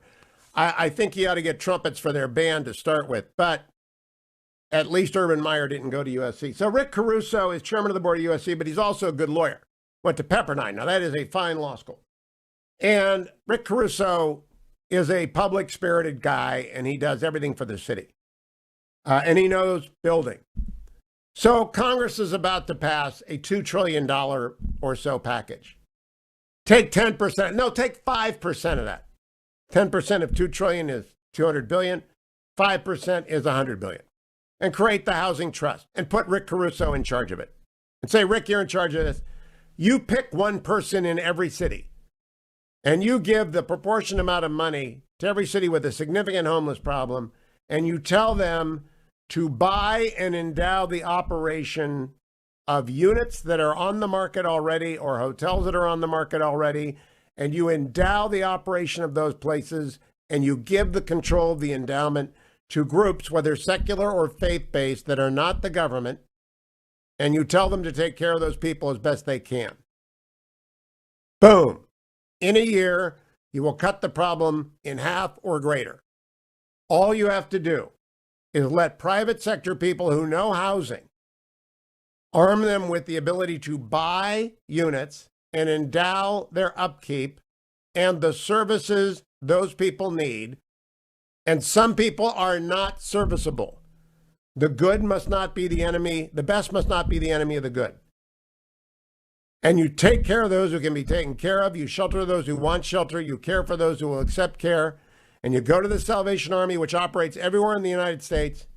And you go to Union Rescue. And you go to the Alliance for Human Rights. It doesn't have to be faith-based. It can be secular. You cannot exclude one or the other. And you get it out of local government. Because local government, believe it or not, God, I love the people in local government. They don't even know this. Public choice theory militates that government has no incentive to solve a problem to which a bureaucracy has been assigned, because a bureaucracy has an incentive to propagate itself and get people to the 20-year pension mark. That is gospel truth. That's how it works. That's why it never gets solved when you leave it to the government. Get a smart individual like Rick Caruso, and there are many Rick Carusos, right? You give them the money. They don't get paid, by the way. I did 17 years on a commission. No pension for me. It's the only job in Southern California that didn't have pension benefits. I insisted when they set it up in Orange County, give nobody a pension on this thing. They don't accrue credits, zero. You don't want people serving for pension credits. In California, it's a nightmare. How many people have pensions? And give them $100 a day, which is a lot of money, it sounds like, except everyone I know on that commission was losing money every time they showed up because it took hours to get there, get through it, get home. And their hourly rate, I didn't bill a dime, that sort of thing. Everyone served for free or negative. Never let anybody whose job it is to solve the problem beyond the commission that's solving the problem. Never. And then buy and endow, buy and endow.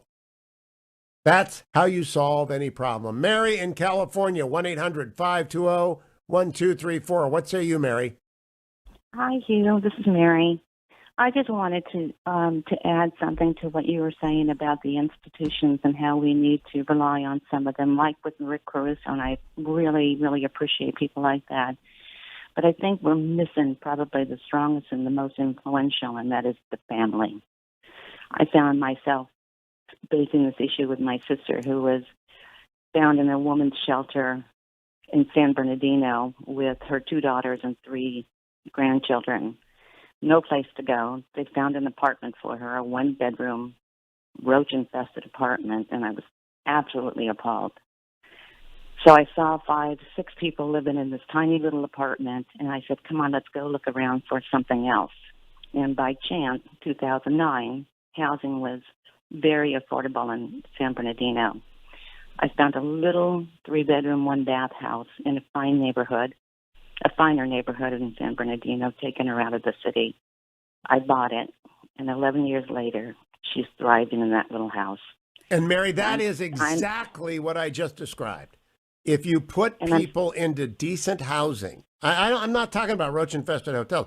You buy the cheapest unit available in the geographical area, and sometimes you have to disperse. San Bernardino always gets upset because they say probation violators get dumped in San Bernardino. That's kind of in the tall weeds.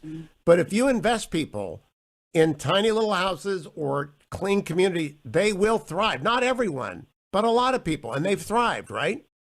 Yes, but I think you have to bring in the family element. The family has to be that safety net. I pay the mortgage on that little house, which is $400 a month. I bought it for $70,000. It was a deal. It's a nice neighborhood. It's a safer neighborhood.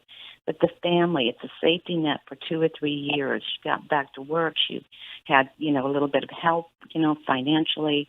I didn't give her the money, but I gave her the groceries, and I paid her utility bills. And now she's so much better. Her children have graduated from high school and college, and I tell you, she just needed help.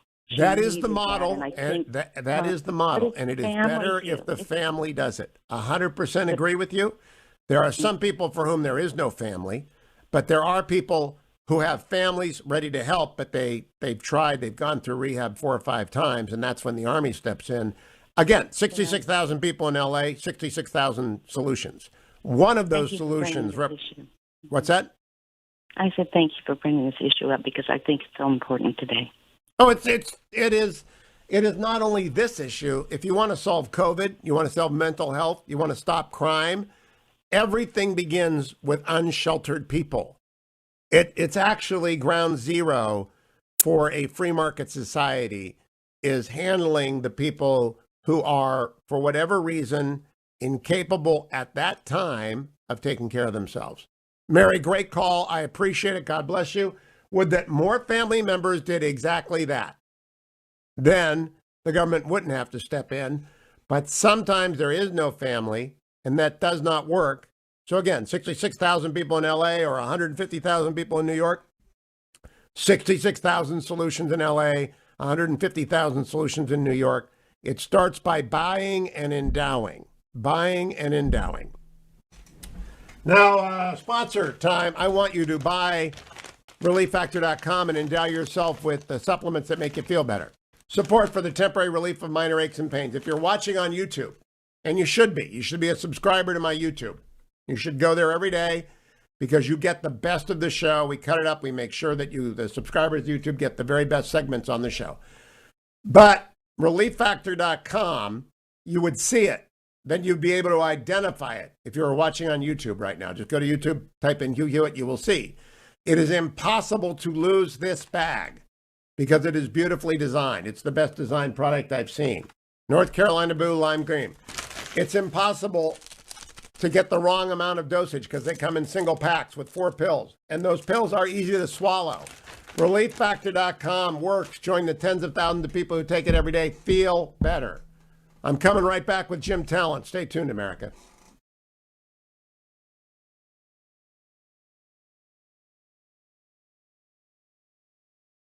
Trending now on the Charlie Kirk Show. What we are heading towards will be one of the most violent decades in American history. Why? Massive wealth and income inequality is one reason, because of the lockdowns and because of leaders that do not care about the well-being of their subjects.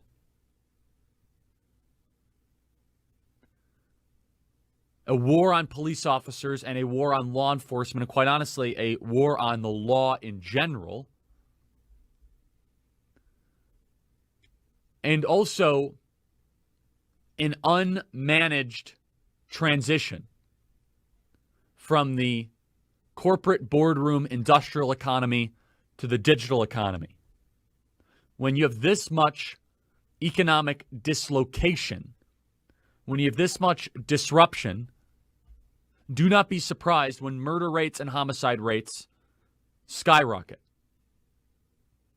New York City is becoming a place that is completely unrecognizable. Just some of my buddies in Chicago that I grew up with said they do not feel comfortable going to downtown Chicago. They feel their car will almost assuredly be carjacked, or whatever is in their car will be stolen. When I was in San Francisco, a year and a half ago, 2 years ago, parked on the side of the street, nice part of San Francisco, everything we had in there completely and totally stolen. Windows smashed, all of our stuff stolen. Do not be surprised when civil society starts to unravel, when you attack every single core institution that keeps civil society together. Keep up with what's trending. Subscribe on YouTube today. Trending now on the Mike Gallagher Show. Biden has signed an executive order mandating you must wear a mask while on federal property, indoors, with other people. Is Jen Psaki a super spreader? Now, this will never come up. Oh, no one at the New York Times, nobody's going to write a scathing article in the Atlantic about Jen Psaki's apparent refusal to wear a mask. And I've been going through this in my head. I'm thinking, well, maybe she had COVID. All right, well, that doesn't matter. They've told us it doesn't matter if you've had COVID. You still have to wear your mask and social distance. Yeah, but she's got the antibodies. That doesn't matter. You can get it again. We don't know how long you can have the antibodies. You got to wear a mask and socially distance. You sure have to follow the federal mandate, don't you? My goodness, what's the answer to this question? Somebody's got to know. Michael, we'll start with you. How you doing, Michael? Hi there. Hey, I just wanted to tell you.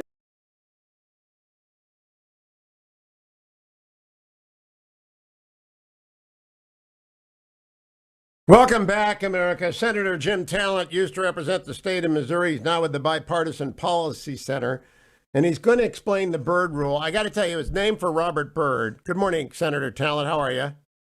I am fine. Yes, Robert C. Byrd. I mean, my background is back when I was young, poor, and the father of two with the fetching Mrs. Hewitt and nominated to become the deputy director of OPM, which would have been a real raise.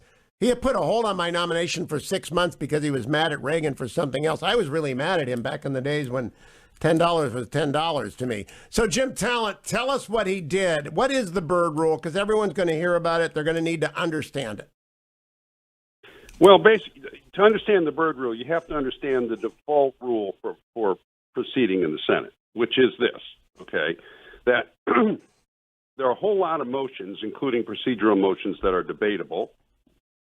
And no motion that's debatable can be voted on unless you get unanimous consent as to the procedure for voting, which means exactly what it says. You have to get everybody to agree, okay? If you don't, you have to move for cloture, which requires 60 votes, and also takes a couple days to ripen. So there are some exceptions to that. One of them is the Byrd rule, which applies to reconciliation. Reconciliation bills have to be the shorthand way of looking at it. They have to be primarily about either tax changes or changes in entitlement laws. Do you remember the ANWR, the Arctic National Wildlife Preserve view? Do you remember that? Yes. The Republicans wanted to open that up for years, and they were blocked from doing so because they couldn't put it on reconciliation because it was primarily a regulatory statute and not a tax statute. Now, we eventually changed it enough so the parliamentarian was willing to say it was a tax statute, and then we voted on it. And the vote failed because we didn't get to 50 votes, okay? You still have to get to 50 votes. So if you remove the Byrd rule, remember, Robert C. Byrd was no conservative. The primary effect of the Byrd rule long term is to protect, in my opinion, is to protect the administrative state from control by the Congress. Yes.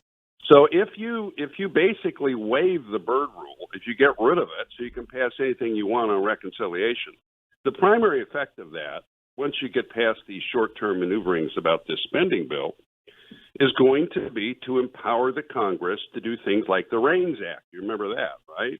No, I don't. The REINS Act said that any regulation that costs the economy more than $100 million can't go into effect unless it's voted on and approved by the Congress, right?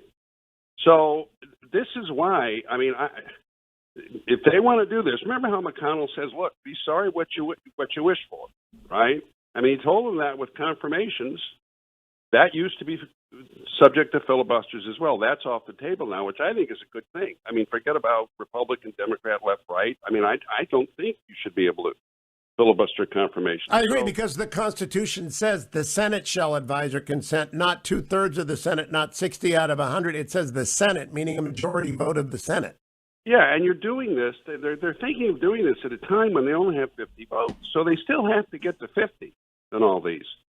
And they're going to subject all these senators now to voting on things that are going to bring them under intense pressure in their states.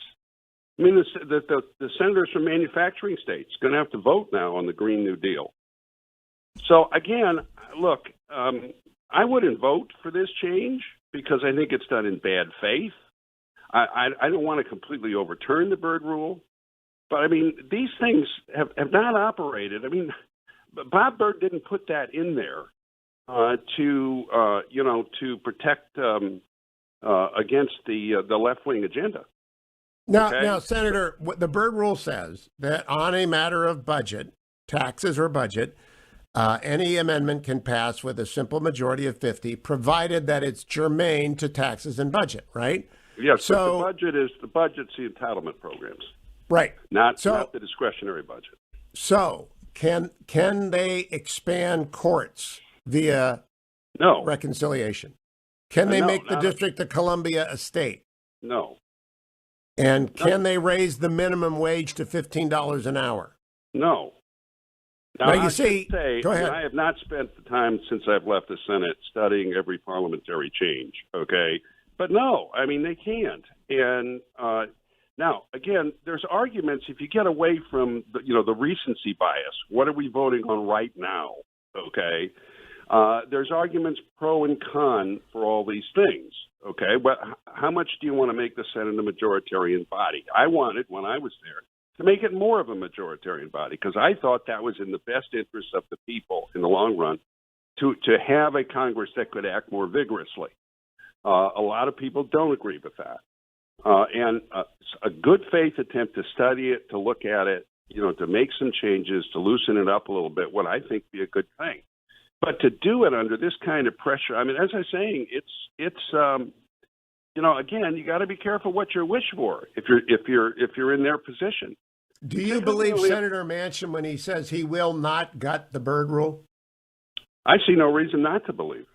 I mean, I really don't. I mean, you had Mike Gallagher on, was it yesterday, saying he had dinner with him, and he told him that. So yeah, I do not fear the Biden proposal. It's going to be a big deficit, but I do not fear it making structural changes if Joe Manchin is good to his word, because they ain't got the votes to change the Byrd rule or repeal the filibuster, and that's a very good thing.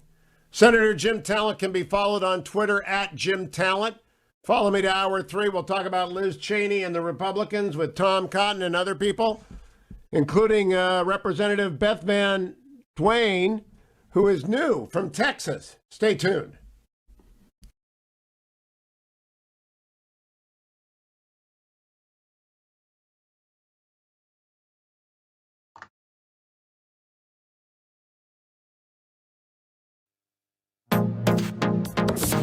Trending now on the Larry Elder Show. There was a lot of bad actors in this GameStop story, but I think you need to broaden it a little bit because it starts with the Federal Reserve. The Federal Reserve, in order to counter the lockdown that the government imposed, engaged in a huge inflationary policy buying up government bonds and cutting interest rates to zero, and they created a bubble on Wall Street. Well, there's an old saying that I have in the Maxims of Wall Street, and when the wind blows, even the turkeys will fly. And so a lot of stocks like GameStop, and you're absolutely right. I mean, GameStop has a book value of $5. And here's a stock that was trading for $30 or $40, and so the hedge funds looked at that and they said, well, this is a great short. I think we should short this stock. But you never, they violated one of the rules of Wall Street, and that is never short in a bull market trend. Meanwhile, you had this Occupy Wall Street group in Reddit who want to really basically, they're the Occupy Wall Street people. They saw in 2008 as young people in students, and I teach these students all the time, these students want revenge. They felt that everybody was bailed out except their parents. And they were right. The hedge funds and Wall Street got bailed out. So this was their form of revenge. And unfortunately, he that lives by the sword dies by the sword. So all the people who got in when it went over $300 a share, of course, they got wiped out. Keep up with what's trending. Subscribe on YouTube today. Trending now on the Eric Metaxas Show. Angry. Let me ask you, just to speculate, what do you suppose the Democrats are even hoping to do by impeaching Trump after? I mean, many of us really don't understand why they would do something this crazy. The reason they have to try so hard to sully Trump, even though he's no longer in the Oval Office, is because they recognize the enduring power and magnetism, both of Trump as an individual, but even more importantly, of the America First movement, that something was aroused in this country. And even though Trump didn't prevail on November 3rd, guess what? Lots of House members did, state houses all over the country did. So I think they sense and realize, the Democrats, that there is a growing movement, and they are trying to thwart it by doing the best they can to vilify Donald Trump. And they think that if they can sort of beat him and bury him even out of office, again, I believe this is going to backfire on them, but I think this is their strategy, that they believe that they can effectively diffuse our movement. And that's part of why he has to fight as well. It kind of reminds me of Abbott and Costello meets Dracula or something like that. Like they're trying to put a stake through his heart because they don't believe that, if he's dead, he's really dead. We've got to put a stake through his heart. We've got to do anything we can do. And there's something comedic about it in a way, because Trump is like that. You keep, like you just said, Mayweather. I mean, he is someone that you can never count him out. There's never been anyone like him. And I think they're scared to death, and they're just trying to do everything. They're throwing a kitchen sink at him, hoping somehow to succeed. Keep up with what's trending. Subscribe on YouTube today. This is Albert Mohler for townhall.com. The American experiment is founded upon a presupposition, a prior commitment to an ordered liberty, an established order. That means policies. It means a covenant. In our case, it means a constitution. As of right now, the U.S. Constitution is the longest surviving written constitution in human history. It's a remarkable document. All of that came to the fore in violent events that interrupted the joint session of Congress to count the votes of the Electoral College. At the end of the day, our constitutional order proved itself once again resilient. But that doesn't take away any of the tragedy and the horror of what took place. It was an enormous stress test on ordered liberty, a stress test brought on by the President of the United States. We will never give up. We will never concede. It doesn't happen. You don't concede when there's theft involved. It's an opportunity for the right, the left, conservatives, liberals, all Americans to repudiate political violence and reaffirm, once again, our commitment to ordered liberty. It's the American way. I'm Albert Mohler. The Pepperdine School of Public Policy, America's unique graduate program for leaders. Learn more at publicpolicy.pepperdine.edu. Trending now on America First with Sebastian Gorka. I'll circle back if there's more I can share with you. But I'll circle back with you if there's more to convey. I'll have to just circle back with you. We can circle back with you. I'm happy to circle back with you. I can circle back. I will have to circle back on that one. That's an excellent question. Oh, such an important question. We will circle back with you, and we'll circle back with you. It's an interesting question, but we'll circle back. I'm happy to circle back, but I'll have to circle back with you on it. It's a good question, but we'll circle back with you on this today. We will certainly circle back with you more direct. I think somebody did a count. 73 mentions of circling back by the new White House press secretary. Let's ask somebody who is a communications professional his verdict. He is the co-host of our special podcast, The Battle for 1600. We just recorded episode 49. Check it out now. Subscribe. We go into more detail, a little bit more spicy, lots of fun. He is, of course, the Baron. Boris Epstein. That's pretty pathetic. 73 she must be dizzy by now. I'm going to have to circle back to you on that. Don't you dare. This is my show. No circling back. Maybe she's circling. Who knows? It is very disappointing. I think it is beneath the office that Jen Psaki holds to be acting as she has. And I think it's portraying weakness abroad. And that's the last thing we want to have is weakness as the United States of America portrayed to our adversaries and, frankly, to our allies. Keep up with what's trending. Subscribe on YouTube today. Trending now on The Charlie Kirk Show. What we are heading towards will be one of the most violent decades in American history. Why?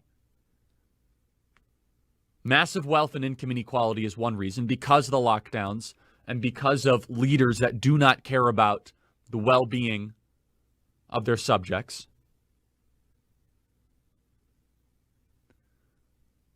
A war on police officers and a war on law enforcement, and quite honestly, a war on the law in general.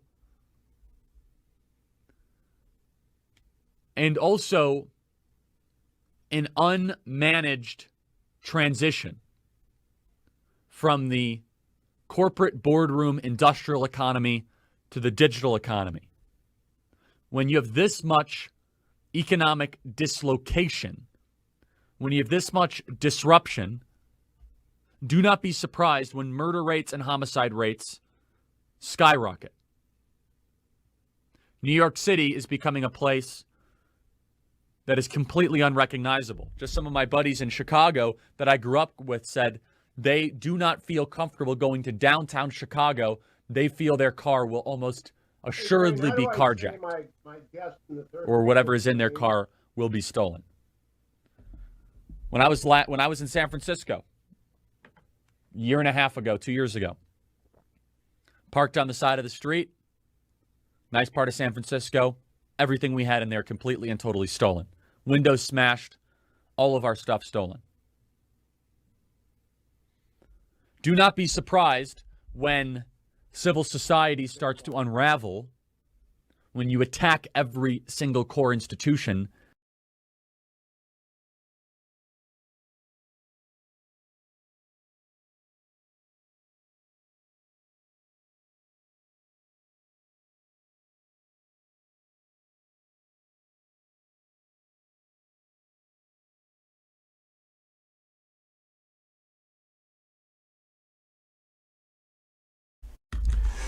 Morning, Glory America. Bonjour, hi, Canada. I'm Hugh Hewitt. Thank you for listening. Coming up this hour, Senator Tom Cotton is going to join me, and Congresswoman Beth Van Duyne of Texas, a new freshman from Texas' 24th Congressional District. But I begin with a member of the Fourth Estate, the Washington Post, Seung Kim. She is, of course, ace reporter on the Hill in the White House. Good morning, Seung. Good to have you.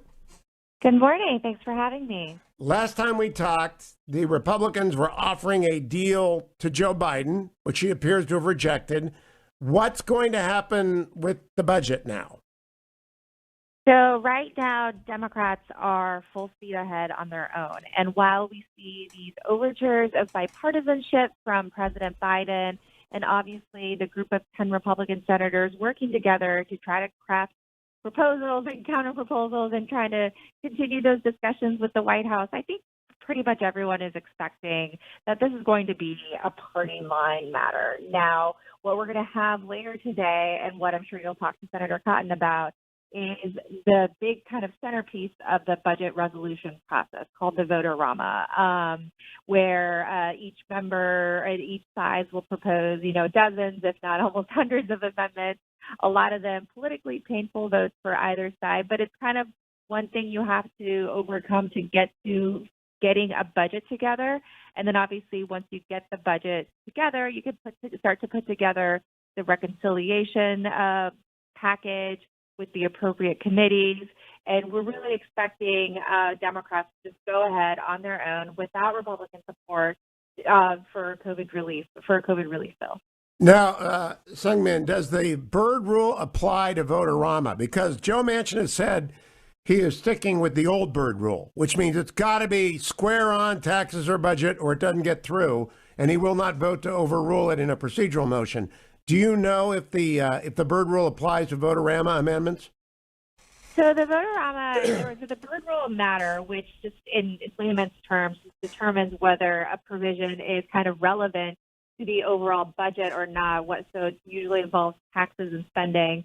That comes later in the process, once we actually get the reconciliation package together. So this whole Byrd rule process we're probably still a couple weeks out from that.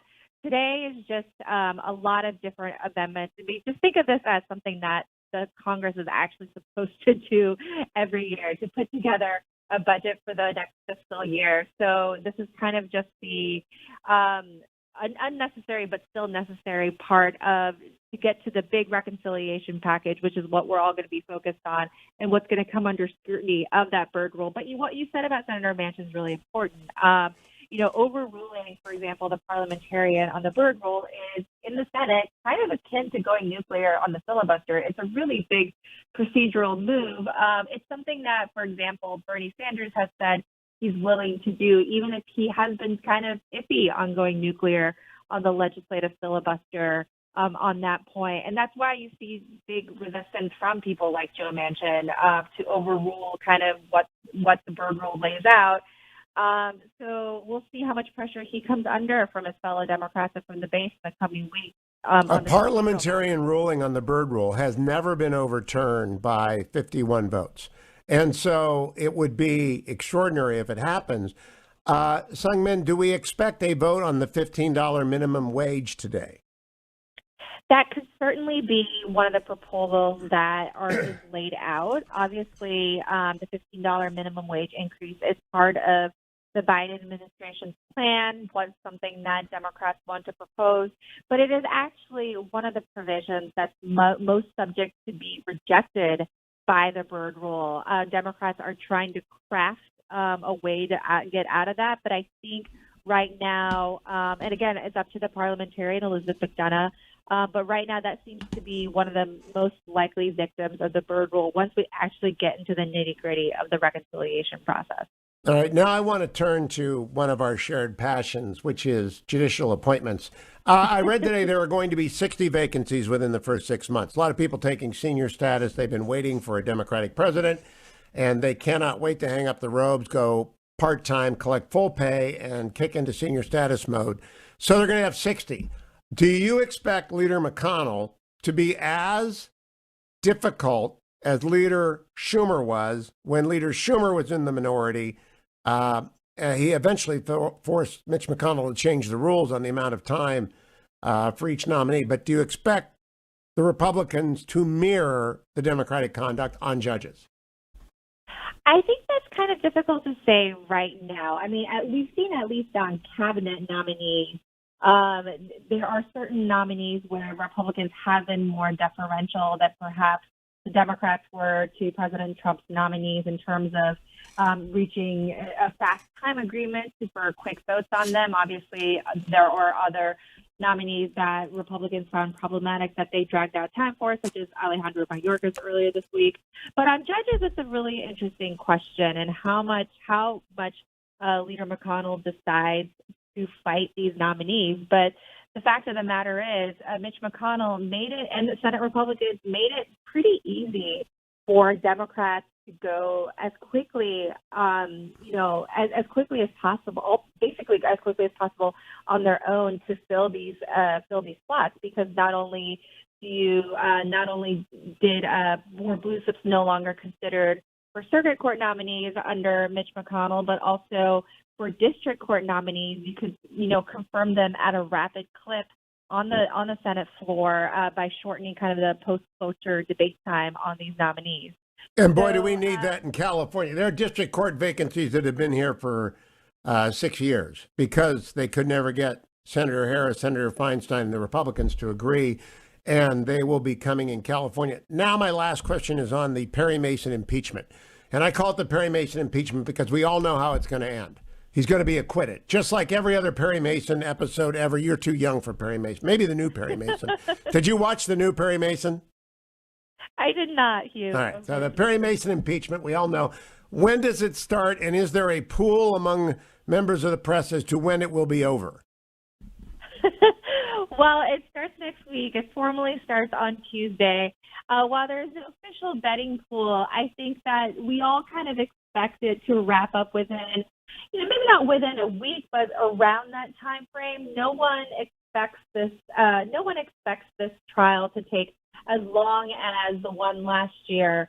I think House impeachment managers, they haven't made it clear explicitly, but they've kind of signaled that they don't plan to call witnesses, that they plan mostly to rely on constitutional arguments made by the impeachment managers and also visual aids, videos of what happened at the insurrection. So this is going to be a relatively quick exercise compared to what we saw last year. And again, you're right. The outcome is, barring some major revelation that none of us know about, the outcome really doesn't seem to be in doubt. And, President Trump is not going to be convicted of this charge, and which obviously would prevent the Senate from getting to the next vote, which is barring him from running for office again.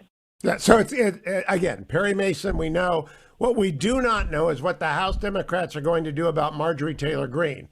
Yesterday, Liz Cheney won an overwhelming victory, confirmed in her job as conference chair, meaning that sort of normal Republicans said, keep Liz Cheney because she's a great American. What's going to happen on the floor of the House concerning Marjorie Taylor Greene?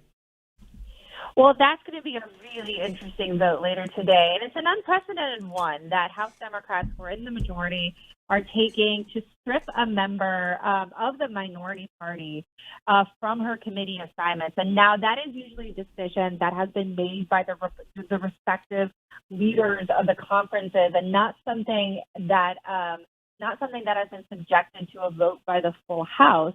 Now, Democrats are saying her views, her comments, her remarks, and her lack of public remorse for them are so important that she does not deserve these committee assignments. But Republicans are now saying, and after, they're not clearly they're not endorsing her comments publicly, but they're saying that this sets a dangerous precedent down the road where, first of all, members of Congress can be punished for things that they have said or done before they were elected, and that this would also set a precedent where members of the opposite party can have a say over, the committee assignments of the other party as long as, they're in the majority, instead of kind of letting each party work out their own family business among themselves.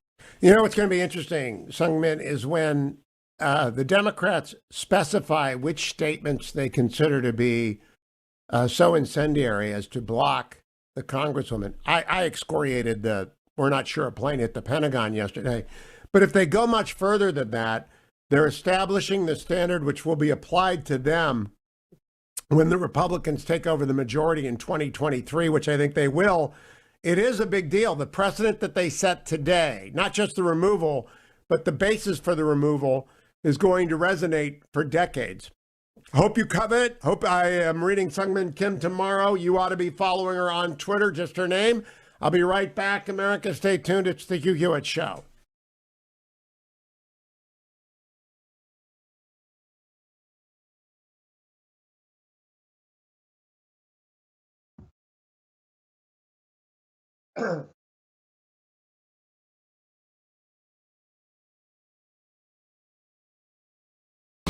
This is Albert Mohler for townhall.com. The American experiment is founded upon a presupposition, a prior commitment to an ordered liberty, an established order.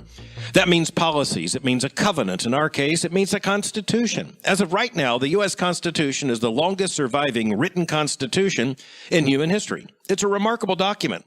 All of that came to the fore in violent events that interrupted the joint session of Congress to count the votes of the Electoral College.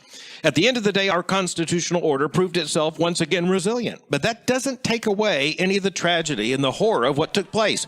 It was an enormous stress test on ordered liberty, a stress test brought on by the President of the United States. We will never give up. We will never concede. It doesn't happen. You don't concede when there's theft involved.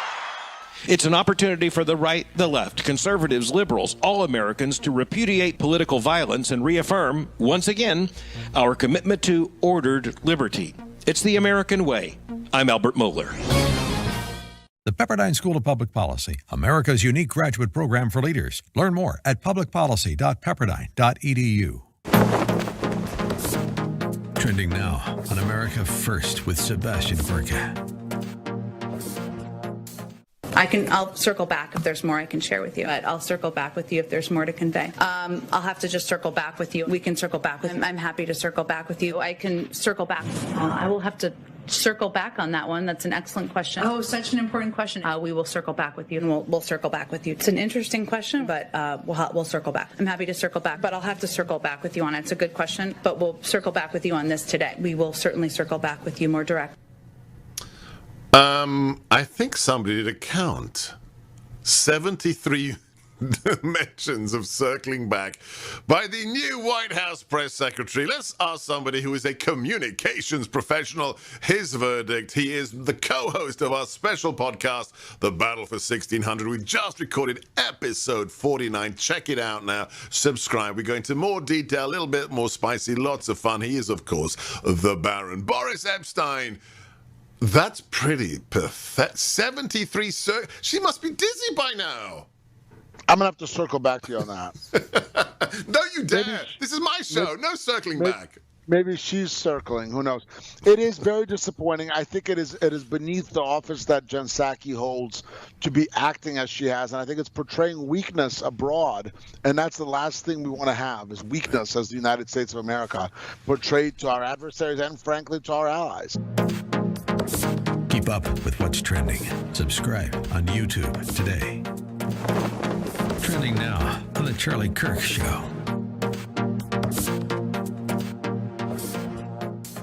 What we are heading towards will be one of the most violent decades in American history.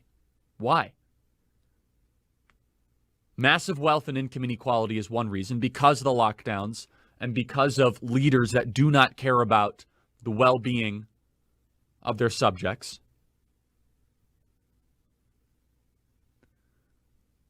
A war on police officers and a war on law enforcement, and quite honestly, a war on the law in general. and also an unmanaged transition from the corporate boardroom industrial economy to the digital economy. When you have this much economic dislocation, when you have this much disruption, do not be surprised when murder rates and homicide rates skyrocket. New York City is becoming a place that is completely unrecognizable. Just some of my buddies in Chicago that I grew up with said they do not feel comfortable going to downtown Chicago. They feel their car will almost assuredly be carjacked, or whatever is in their car will be stolen.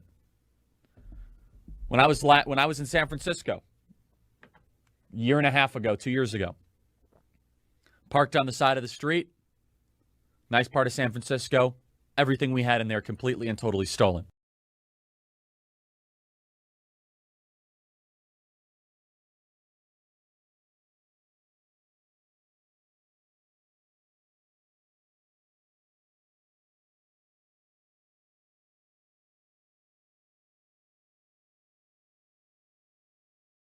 Welcome back, America. It's Hugh Hewitt. Governor Ron DeSantis was on Fox with Laura Ingraham last night talking about lockdowns. I want you to hear this. Cut number 8. Well, here's...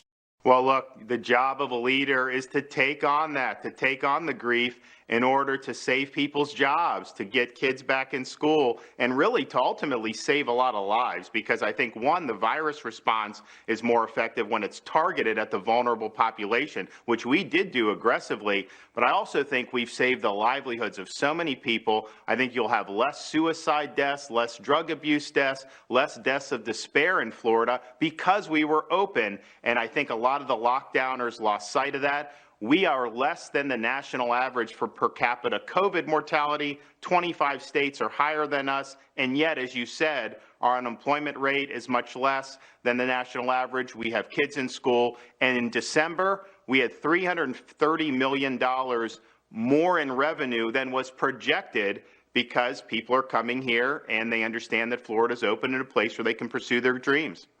Yeah, he has done such a great job. I mean, he's really done such a great job, and he's not embarrassed. He knows how to deal with the press. He's like Tom Cotton. You just answer the question. You're not ashamed of the narrative. You push back against the counter narrative, which is the liberal media narrative, and you just state the facts. All right, just state the facts. Another person who did that yesterday was Senator John Kennedy on with Hannity. Cut number 9. Well, here's the irony of all of this. The 3 largest emitters in the world of CO2 are China, number 1, the United States, number 2, and India, number 3. And only one of those 3 countries has actually reduced over the past decade its greenhouse emissions, and that's the United States of America.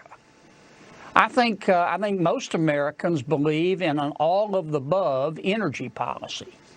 Oil, gas, wind, solar, nuclear, hydrogen, geothermal. But they're also commonsensical enough, Sean, to know that we can't run the greatest economy in all of human history without oil and gas. And I think that President Biden, in that respect, is living in la-la land. He is, and Senator Kennedy is right. You cannot run the greatest economy in the world without oil and gas. And hopefully Americans understand that. And when unemployment does not go down, they'll realize that you can't really get unemployment down by shutting down the Keystone Pipeline, et cetera. I do know that I've read to you twice today. I'm going to mention it for the 3rd time. Brought to you by AndrewandTodd.com. Sponsors of this show, and the key story of the day when it comes to business is a commentary in the Wall Street Journal by Michael Bordeaux and Mickey Levy called The Short March Back to Inflation. It reminds everyone that between the end of the war, World War II, and 1948, inflation went to 0 to 15% in 3 years. Right now, the 10-year Treasury is at 1.13. So you can buy a house right now on a 30-year loan for 3%. In some cases, less than 3%. Greatest deal ever. All you have to do is call Andrew and Todd, who are with Sierra Pacific, at 888-888-1172. But that deal's not going to last forever. You don't have to get an arm. You don't have to get a 40-year loan. You don't have to do any tricks. Your credit doesn't have to be great. Andrew Del Rey and Todd Avakian will help you fix it if it's dinged up. But you got to call them, 888-888-1172. Because while the interest rates are terrific right now, what this Wall Street Journal piece by a Stanford economist and a Rutgers economist reminds us, history is longer than 10 years. We've had 10 years of very low interest rates. When they began to creep up, COVID hit, and so they went right back down. Fed flooded more money. That will not last. I don't want to tell you, I told you so. I want you to call 888-888-1172 today. I want you to go to Andrew and Todd today, because you do not want to try and buy a house in 2 years or 2 months or 6 months. Whenever the interest rates go up, you do not want to be that person. You want to do it today. 888-888-1172 or andrewandtodd.com. Representative Beth Van Duyne joins me next on the Hugh Hewitt Show.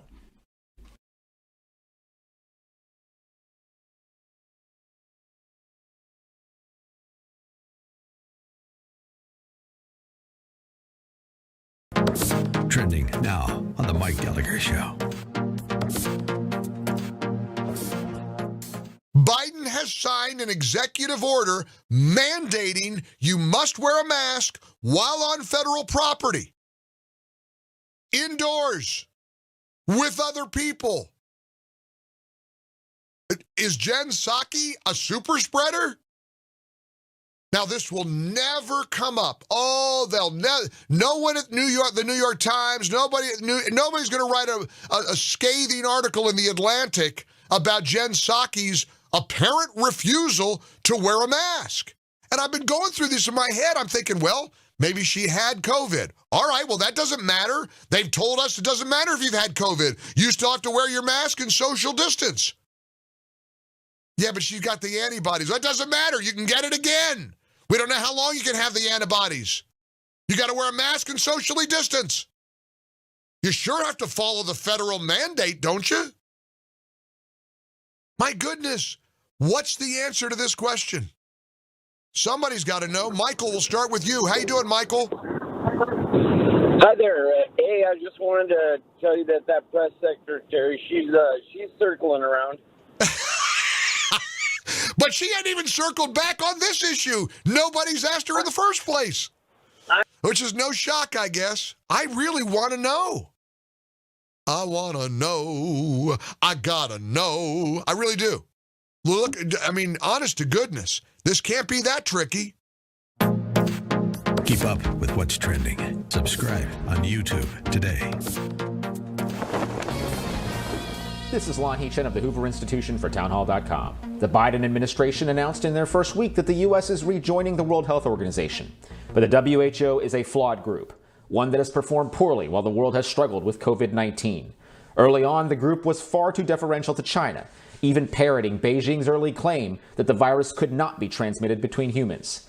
Since then, an independent panel concluded that the WHO dithered in its response, waiting too long to declare an international emergency. All the while, the WHO has continued to block Taiwan's participation because of political objections from the Chinese government, despite the fact that the world has much to learn from Taiwan's exceptional response to the virus. Before rejoining the WHO, we should have demanded some accountability and reform from the group for the $400 million in taxpayer dollars we send to it each year. It looks like we'll keep on writing blank checks to the WHO, which they are more than happy to keep cashing. I'm Lon Chen. The Pepperdine School of Public Policy, America's unique graduate program for leaders. Learn more at publicpolicy.edu. Keep up with what's trending. Subscribe on YouTube today. Why can't there be an ad on Facebook for the recall of the governor of California? Which reminds me to remind you that you can go, we sent in ours yesterday, by the way. Just for the record. It said you had to sign in black or blue ink So do you think my more purple-like ink will be okay for my fountain pen? Or will they disqualify it? We actually thought about that, my wife and I, when I signed it. They'll do anything to disqualify a ballot. The people who yell voter suppression don't seem to be all that concerned with regard to voter suppression and the recall. This man has ruined so many people's lives in the state of California that he holds a somewhat unique spot in American history as utterly destructive. So with the LA Times. These are forces of bad. They're forces of destruction. The LA Times defended Gascon, the district attorney of Los Angeles County. Not only endorsed, they're defending his policies. It's one thing they could endorse him because they'll always endorse a leftist, but now that they see what he's doing, do you know that other counties are not even referring cases to Los Angeles County?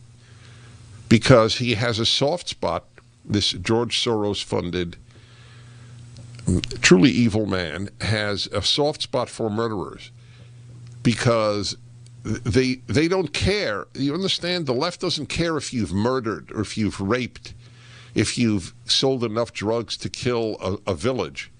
They care about your color. Keep up with what's trending. Subscribe on YouTube today.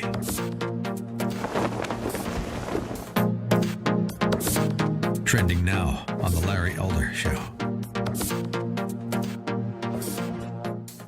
I ask you, those of you who engage in that stupid thought experiment after the Capitol riot, well, suppose they had been black.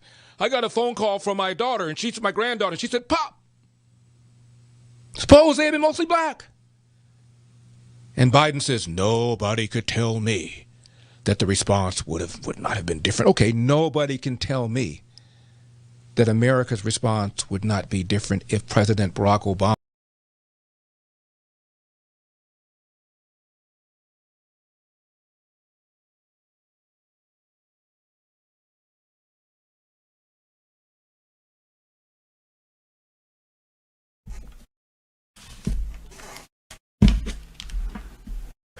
Welcome back, America. Congresswoman Beth Van Duyne represents Texas's 24th Congressional District. She's a new member, and we are very glad she's there because she's actually done something in her life. She's been a mayor, and that actually qualifies you to be a member of Congress. You actually know what Congress needs to do. She also worked for HUD for the wonderful Ben Carson.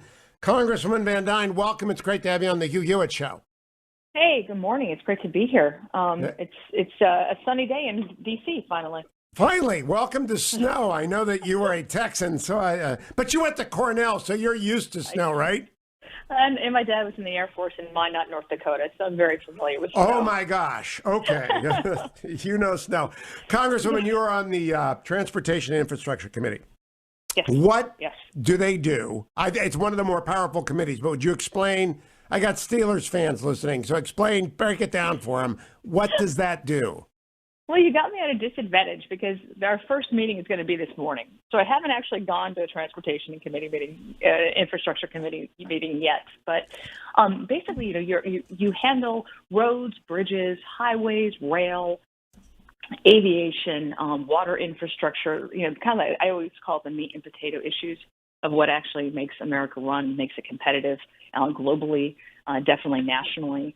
DFW Airport is in the middle of District 24. It's the number one economic driver in the state. So that it's really a great thing that I'm on the Transportation Committee. I had fought to get there, but I am interested in passing a transportation and infrastructure bill. We've been talking about it for 4 years now, and instead what we've been focused on is impeachment and Russian collusion. And I'm really hoping that at some point we'll be able to move beyond that narrative and actually do something. The reason why we were sent here to begin with. Now, every 4 years or so, there is a major transportation bill, and it spends a lot of money. And the people on your committee become very important. And this year, with the House so closely divided, that committee's actually got to work closely together if they want to have a prayer of getting a transportation bill through, correct? Yes, You're absolutely right. And I think there's a lot of things that if we put our minds to it, instead of like focused on like the political theater, but if we actually start focusing on policy, and less party, behind us, we could get a lot of things done. I mean, the infrastructure issue, I think, needs to be expanded. Looking at what's happened to our country over the last 10 months, I mean, manufacturing has got to be included in that. When we needed PPEs the most, when we needed pharmaceuticals the most, what we found were those were being produced over in China. And it left us, a little bit of a victim to that regime. So, making sure that we're bringing those jobs back and including that in critical infrastructure and, quite honestly, national security, I think is going to be key. Now, Congresswoman, you were also a mayor. I have spent a lot of time this morning talking about homelessness because I'm going to a hearing today for a federal district court judge in L.A. L.A. has 66,000 homeless. I don't know. Did Irving, Texas have any homeless when you were mayor? You have homeless that you don't really even see. You have a lot of people who are couch warriors who are living from place to place. They don't have permanent housing. In Irving, we were one of the places that folks from Katrina came. After after Hurricane Harvey, people moved up to North Texas. So, we definitely do have, our own fair share. We're in the middle of the fourth largest metroplex in the country. So I am a believer that infrastructure includes housing for the homeless, but I've always advocated give money to the private sector, let them buy and endow what they buy. Housing units. Don't build them from scratch. The public sector can't build anything, but the private sector's already built it. Just buy it and endow it.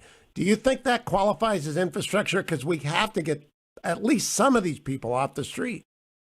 Yeah, I could definitely see that point. I think what we need to do also is realize that a lot of the homelessness. I've been out there. I've done our counts in January that they do every year across the country, and had conversations with the homeless. And what we'll find is it's not just lacking a home. That tends to be kind of on the periphery. A lot of them are dealing with mental issues. A lot of them are dealing with drug abuse, substance abuse. And so it's making sure that they're getting that full set of care, case management, given opportunities to learn skill sets, given opportunities to actually be able to be employed. And it's not just kind of putting them up in a home, because what we find is when we put homeless that are suffering from other problems, when we put them in a house, that's not enough. They don't even want to stay there sometimes. No, that's why I say you've got to endow services. If you buy a hotel and you don't give it to the Union Rescue Mission or the Salvation Army to run, you are just going to replicate the problem. My problem is giving money to bureaucracy. I don't think they know how to deal with this problem. I will agree with you. 100%, which is why, I'm a conservative. I think the private sector, more often than not, does so much better than the public sector. They're more efficient. They're much more effective. And, you're right. I think that was the whole creation of the Community Development Block Grant Program, was to make sure that the cities are giving it, and we're giving it out to private companies that, you have a mission that you've got to complete. There's got to be obviously oversight in that. But I have found that the private sector is a lot more nimble as well. Yeah, I hope that there's housing money, but I don't want to give it to the government. I want to give it to small, not-for-profits that can own and operate and serve the homeless community. Now, I want to talk about your Committee on Small Business, because I get a lot of restaurant owners who tell me there's never been a time like this. People who put their whole life into a restaurant or a small business, and they've been shuttered by the government. PPP saved a lot of these people once. They've saved it twice, but that money's going to run out pretty soon. I'm sure you've already heard from people in the restaurant business. What do they tell you? We've been talking to people in the restaurant business and the small business sector for the last year, specifically about some of the things that they've endured. And when I was back in the district last week, I had a roundtable on transportation. We had stakeholders in transportation, but we also had a small business franchise roundtable. And it's the stories that you hear are terrible. I mean, these people have put all of their life savings. They've got family members. Entire families are working in these restaurants, and they've been shut down through no fault of their own. And they were very clear. They said, the PPP program saved us, but we don't want a handout. We're not looking for a check. We just want to get back to work. Let us open up. Let us continue, to feed economic development. We want to be successful. You have to let us open back up. And, access to capital is going to be very important for them in the future. But they were very clear. We are not looking just for a handout. We want to be, self-sustaining. We want to be able to grow our business. Help us do that and stop shuttering us. That was a very clear message. Governor DeSantis made a very good argument last night against lockdowns. Now, that's a 50-state solution. There are going to be 50 different solutions, but there is only one Small Business Administration. Now, I have dealt with the PPP on behalf of a foundation of which I'm the president, and I know that it works for some and it doesn't work for others. How can you make it easy for people to get to PPP, Congresswoman? I think, having as much communication as possible, making sure the forms are as clear as they possibly can be. I've been named ranking member of oversight for the subcommittee on small business, making sure that it's the people who are actually who actually need it are the ones who are getting it.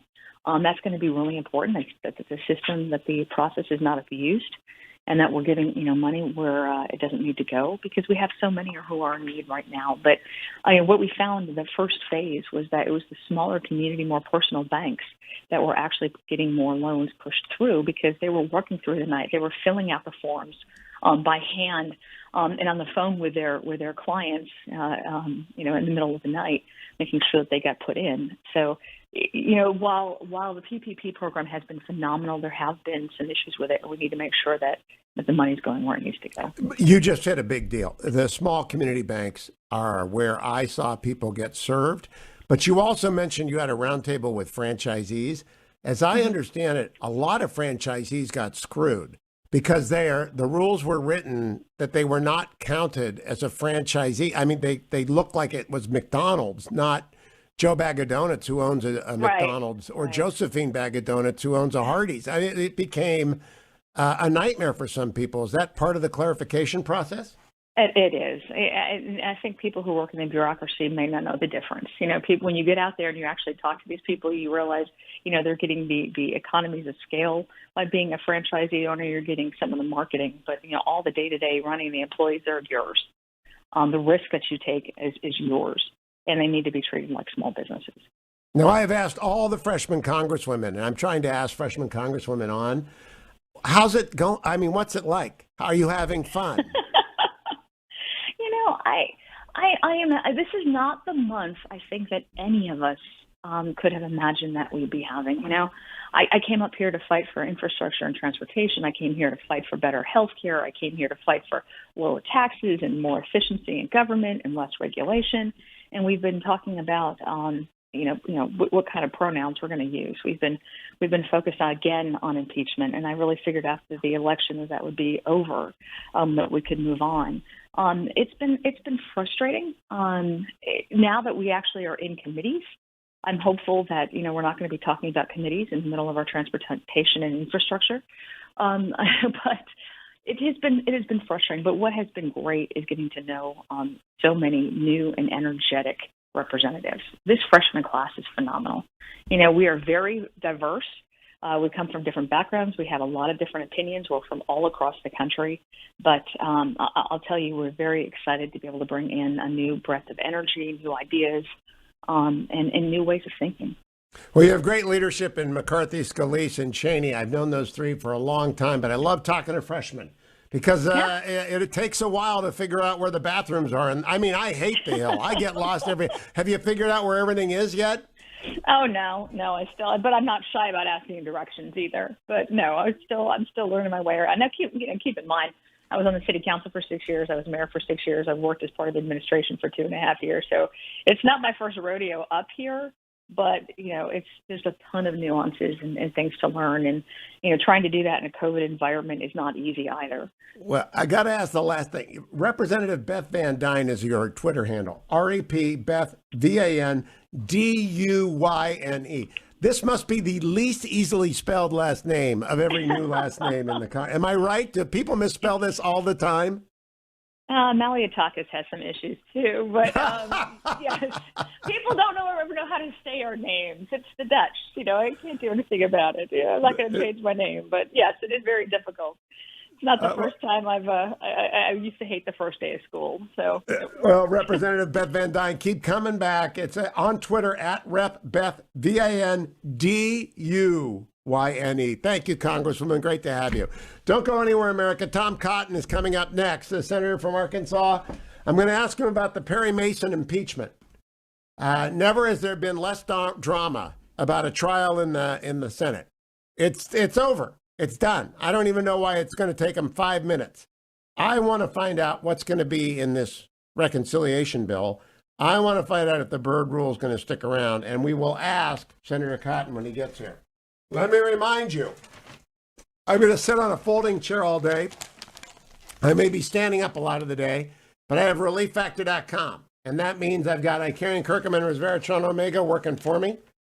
Support for the temporary relief from the minor aches and pains that come from sitting on folding chairs or standing up all day, or running or walking or working out or doing anything that you do to get the exercise that you need, or just adding another day to the calendar. You're a day older than you were yesterday, and that just means more aches and pains. Do not give up. In fact, go out and get ReliefFactor.com. $19.95 gets you a 3-week starter pack. And it'll tell you in 3 weeks. You'll know. People call up with unsolicited testimonies all the time. I love it. Go out and give it a try. Join the tens of thousands of people who take it every morning. Come back for Senator Tom Cotton right after this on the Hugh Hewitt Show.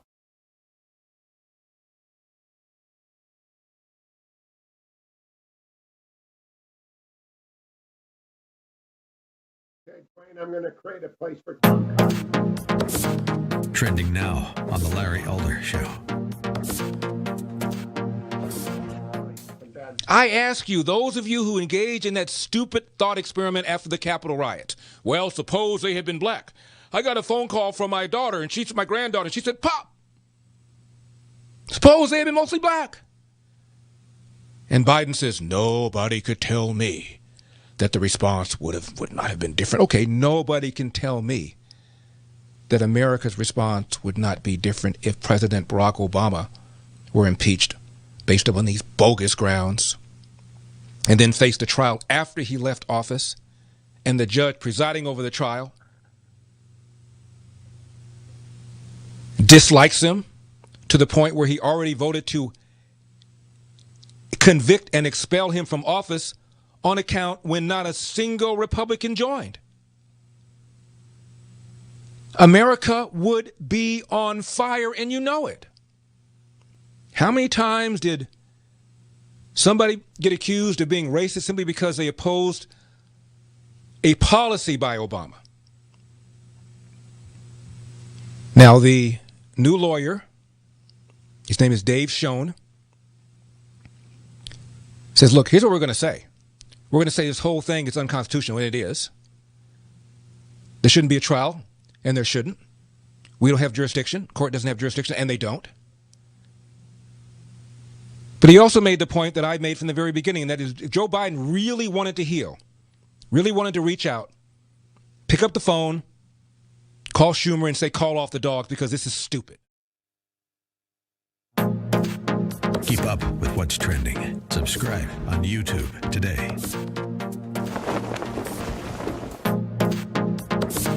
Trending now on the Eric Metaxas Show. Country. But I want to ask you, going back to Biden, there was an episode in the first or second season of The Crown where Churchill is quite sick.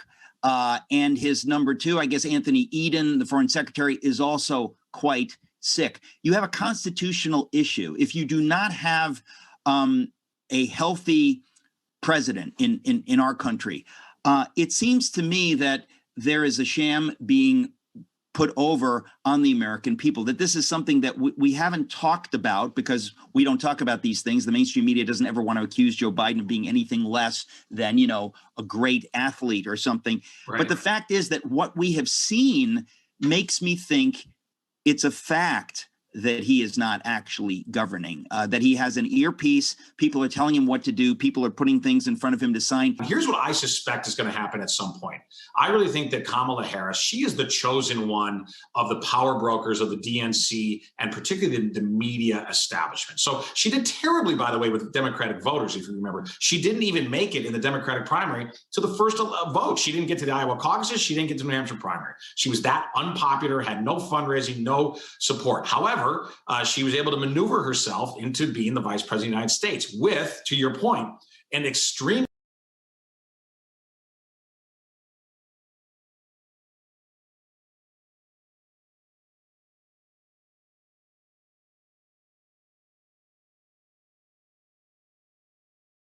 Welcome back, America. It's Hugh Hewitt, joined now by United States Senator Tom Cotton. Good morning, Senator. How do you like the snow?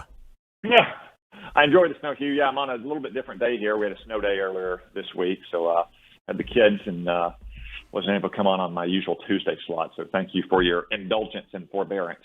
Well, I have two big questions. One, will the Byrd rule survive unscathed? In other words, do you expect Joe Manchin to stick by his promise on the Bret Baier show? And two, I'm calling it the Perry Mason impeachment because we all know acquittals at the end of the show. Am I wrong?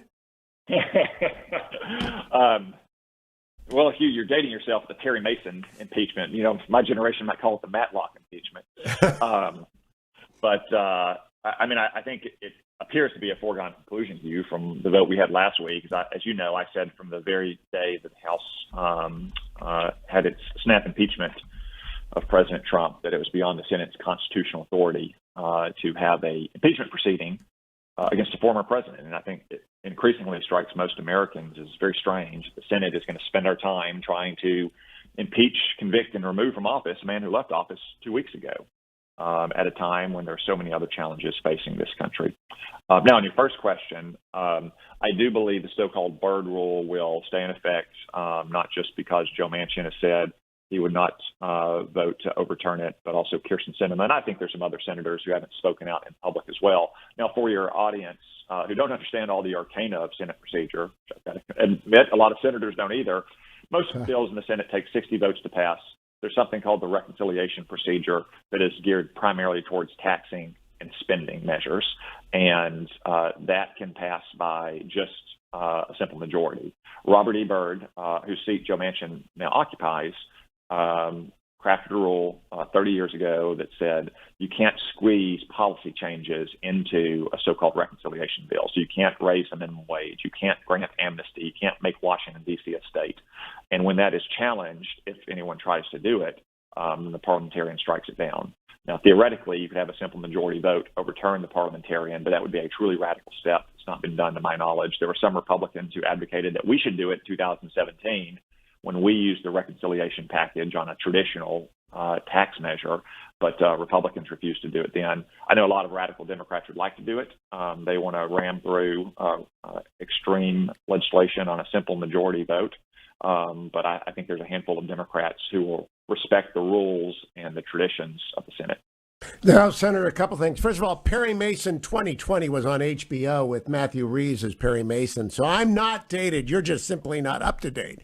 I'm not hip enough. I don't pay for an HBO subscription. There you go. There you go. It's a great show, by the way. Matthew Reeves is a great actor. Second thing, though, on the Byrd rule, I believe you used reconciliation to move the repeal of the so-called tax on Obamacare that passed and was challenged by the parliamentarian, and the parliamentarian ruled that was a tax issue, so it was appropriate for reconciliation. Am I correct about that?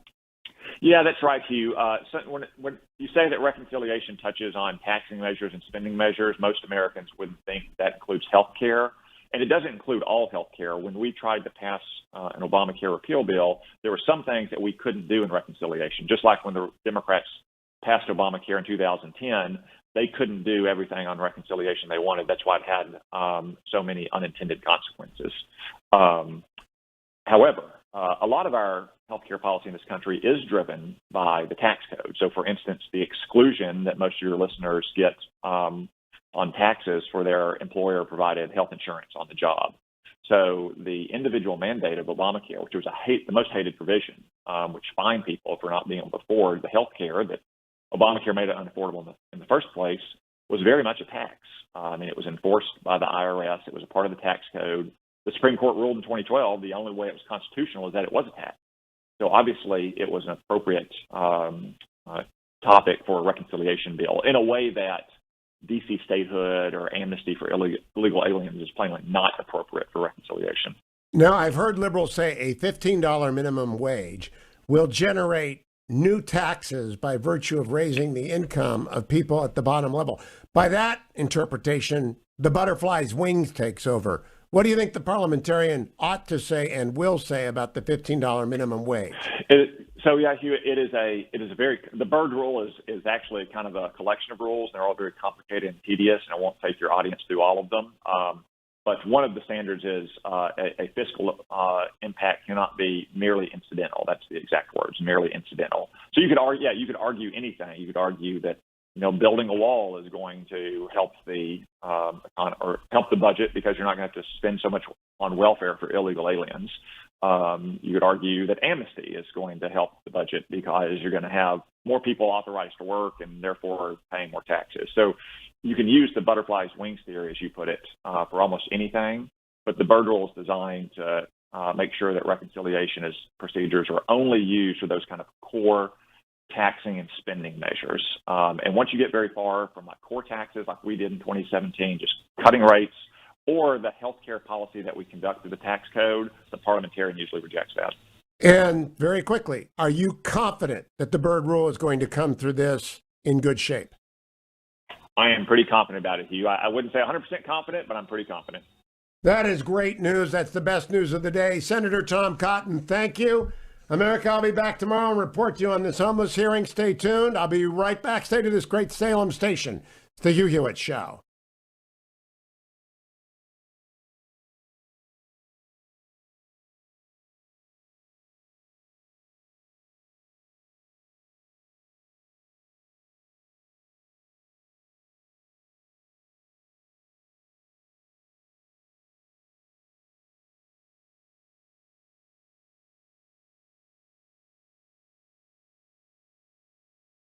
Joined now by the poet laureate of the Hugh Hewitt Show, Tarzana Joe. Hello, Joe. Hello, Hugh. How are you, Bison? I'm terrific. I have some poetry for you. I think that's what I'm here for. Indeed. It seems when I hear Biden speak, I shouldn't be complaining. It doesn't sound like policy.